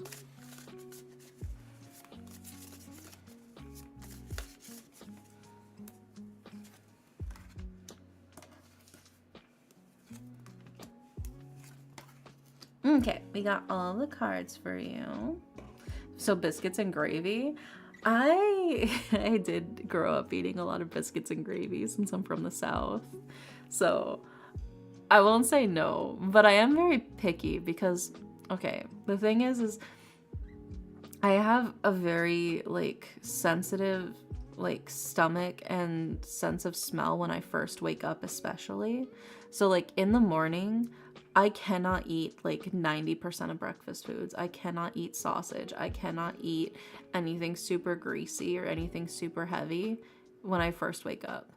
So a lot of the times the classic breakfast foods, especially like the Southern style breakfast foods, I am only eating those like for dinner or like really, really late at night when I've been up for a long time anyways.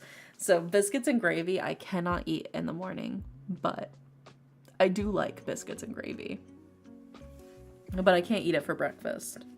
It'll make me sick.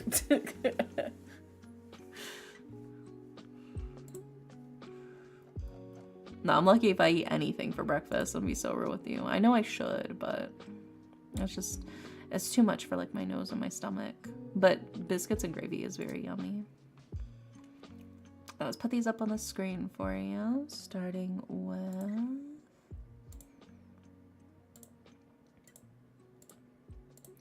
There we go. And then next up is... In the winter, I've taken to occasionally just an oatmeal and like egg bowl, light but filling. I would. I can't eat oatmeal. I can't. I try so hard to try to eat oatmeal, but the texture of oatmeal, it makes me want to vomit because when I was a kid, I was staying at like my friend's house for like the weekend, like the whole weekend. Like I got there Friday and I wasn't gonna go back to my place until like Monday. And on Saturday, her mom made grits, or not grits, she made malto meal. She made malto meal, which is basically like oatmeal with grits combined kind of vibe. It was, and I try a lot of things, and I wasn't really an especially picky child either. There was a lot of stuff I would eat, right? There was very few things I just would not eat. But that malto meal was not fucking it, bro. It was not it. And I ate everything else on my plate. I ate everything else, but I could not eat the malto meal. Well, their mom saw that I did not eat the malto meal, and she told me, if you do not clean your entire plate, if you do not eat every single thing on your plate, I am not feeding you for the rest of the time that you're here. You are not eating anything else. And she wasn't one to joke about that. She was not one to joke about that. So I forced myself to shove the nasty ass, coagulating, cold ass malto meal down my fucking throat, so I wouldn't starve the entire weekend. And I can't eat oatmeal. I can't eat oatmeal. I can't eat grits. I am very, very, very, very, very, very picky with polenta. Polenta's on thin fucking ice, really. But yeah, no. I try every like year. Every year I try and I make oatmeal. And I try to eat oatmeal and see if maybe it's changed and maybe I can handle it. I can't. It's purely texture. Because I'll eat it, I'll taste it, I'm like, the flavor's yummy, the flavor's good. And I'll be like, because of the texture. Yeah, I can't eat oatmeal. I can't eat hummus either for the same reason. The texture of hummus also just like triggers that same like reflex for me. It sucks because hummus tastes yummy. Like I said, it's not any issue with the flavor. It's purely textural for me. But yeah, I can't eat oatmeal. I do want to try overnight oats though. And the fact that you keep trying is so noble. So one day you will. Yeah, one day. I do want to try overnight oats though, because I've heard the texture of overnight oats is different from oatmeal. So maybe I'll be able to get my oats in that way. Because it is like a really, really cheap, really easy, like simple breakfast with lots and lots of fiber and stuff, which is why I'm like, I want to eat more oats. I want to put them in my diet. But yeah, so I'll see. I'll have to try overnight oats and see if maybe that helps, like fix it. We'll see. Only one way to find out. But I always try the new things and see if maybe it'll be different this time. It's all you can do on this bitch of an earth. Alright, and then there we go. Last card. Alright. So we got all of the cards for you, Engar, for your reading of what the cards feel like you need to hear right now, what they want to tell you. So, in order of left to right, we've got the Ace of Swords, we have the Knight of Coins, and we have the Star. So, we start with the Ace of Swords, right? And the Ace of Swords is a card of victory. It's idealism, it's achieving inner and outer peace. It is charging yourself towards victory, and it's charging yourself towards healing, right? You're cutting yourself free from the things that hurt you and healing yourself along the way, right? As you move forward in your life. It's very much like you're blazing your own trail kind of vibes, right? You can see here you've got the Sage on here on this card, and Sage is a card for health, for healing, for purifying, right? You purify the negative energy by burning sage, and it's very much the same way with this Ace of Swords, right? And also followed up with the Knight of Coins, and the Knight of Coins is a very honest, very hardworking person, very steadfast, very patient. They're like the epitome of it ain't much, but it's honest work, you know? They just step by step, just trying to do what they can to keep moving forward, keep living their life, doing the things that they need to get done. And, you know, they don't try to do anything too fancy. They're not trying to do any crazy light show or anything snazzy. They just want to focus on what they can do and make it happen. And step by step they do, you know, and they keep moving forward, and in that they make progress, and that puts them even further ahead than I think a lot of other people who try to take the easy way out. It feels like rather than trying to make things as simple as possible or as easy as possible for you, you just kind of crack your knuckles and you just get it done. You're like, this, you know, the less I complain about this, the more time I have to actually get this done. So let me just go ahead and just work on it.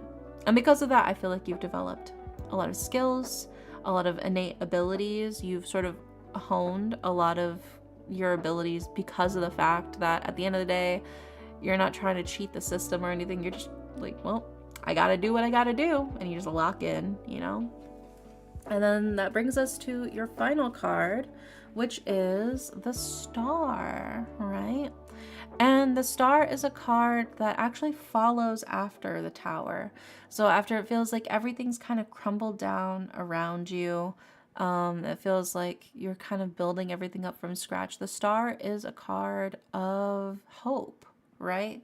When it feels like everything else is kind of already crashed and burned around you, you kind of get up, you brush yourself off, you look up at the sky, and you see the stars, and you go, okay, well, that's the direction I gotta head in.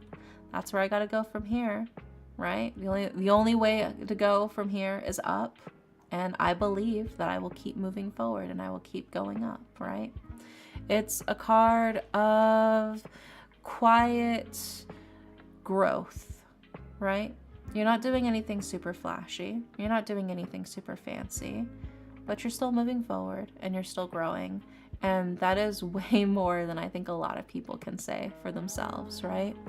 It's a card of transcendence and of spiritual growth, right? It's okay that you aren't, you know, going 50,000 miles an hour at like fucking Mach 20 speed or something. Pretty sure your skin would separate from your bones if you did that anyways. So it's for the best, right? You do what you got to do, and because of that, you are, I think, stronger than a lot of other people who try to avoid whatever work they can, you know, get away with. I think because of that, it builds a lot of character, but it also just builds a lot of skills that a lot of people lack, right? You can think of it in the sense of somebody who bullshits their paper the old-fashioned way, where they, you know, pull up a bunch of references, they skim the material, they decide, you know, oh, let me just go ahead and write about this topic. Let me just, you know, hash this out really fast and skim through what sources I can, you know, quote in here to throw in here so I can write this essay in like an hour and chuck it towards the professor. And I'll probably get like a C, you know? Versus somebody who just puts that shit into fucking chat GPT, write me an essay about blank. They did no thinking. They didn't have to do anything. And they had to do even less work. And maybe you were bullshitting too a little bit, but you still learned something.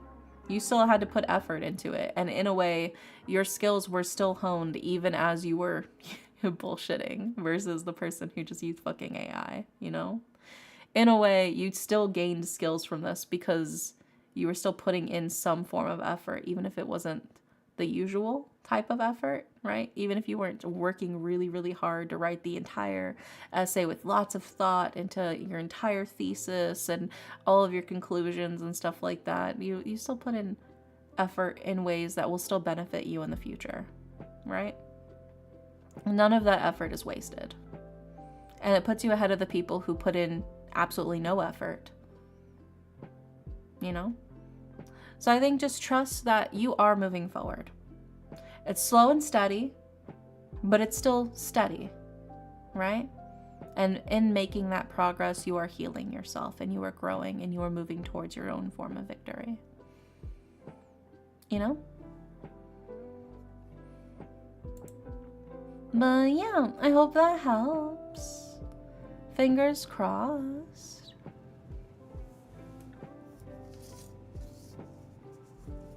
Now you go, Ungar. Your deck is very matter of fact. Darn near called it a lot of my past. It's okay. It'd be like that sometimes. I really do. But hopefully that's what you needed to hear. Alright, and we are officially all caught up with all of the tarot readings. Yay! So who are we gonna raid? Who's online? That's a good question. Who is online right now? There's Harper. There's Bread. You know, we should do Bread. It's been a while, and Bread's very cozy. Yeah, we're gonna raid Bread. Okay. I think it was just nice to know I'm on the right path. Yeah, you are making progress. You are moving forward. Maybe it's not as fast as you thought you would be, but you're still moving forward, and that's what really matters the most. I was just lurking. Hope Tara was going, yeah, it was a lot of fun. We had a good time. We're actually about to raid bread right now. There we go. So tomorrow I am playing a yandere yaoi visual novel called Fear Bonding. So if you like horror and you like yaoi, definitely feel free to pop in and hang out. So hopefully I will see you guys tomorrow for that. Or in the community night for Scream on Sunday. Or not Sunday, Saturday. But yeah, hopefully I'll see you tomorrow or Saturday. But if not, no worries. I'll see you when I see you. I hope you guys have a wonderful, wonderful night. And good night.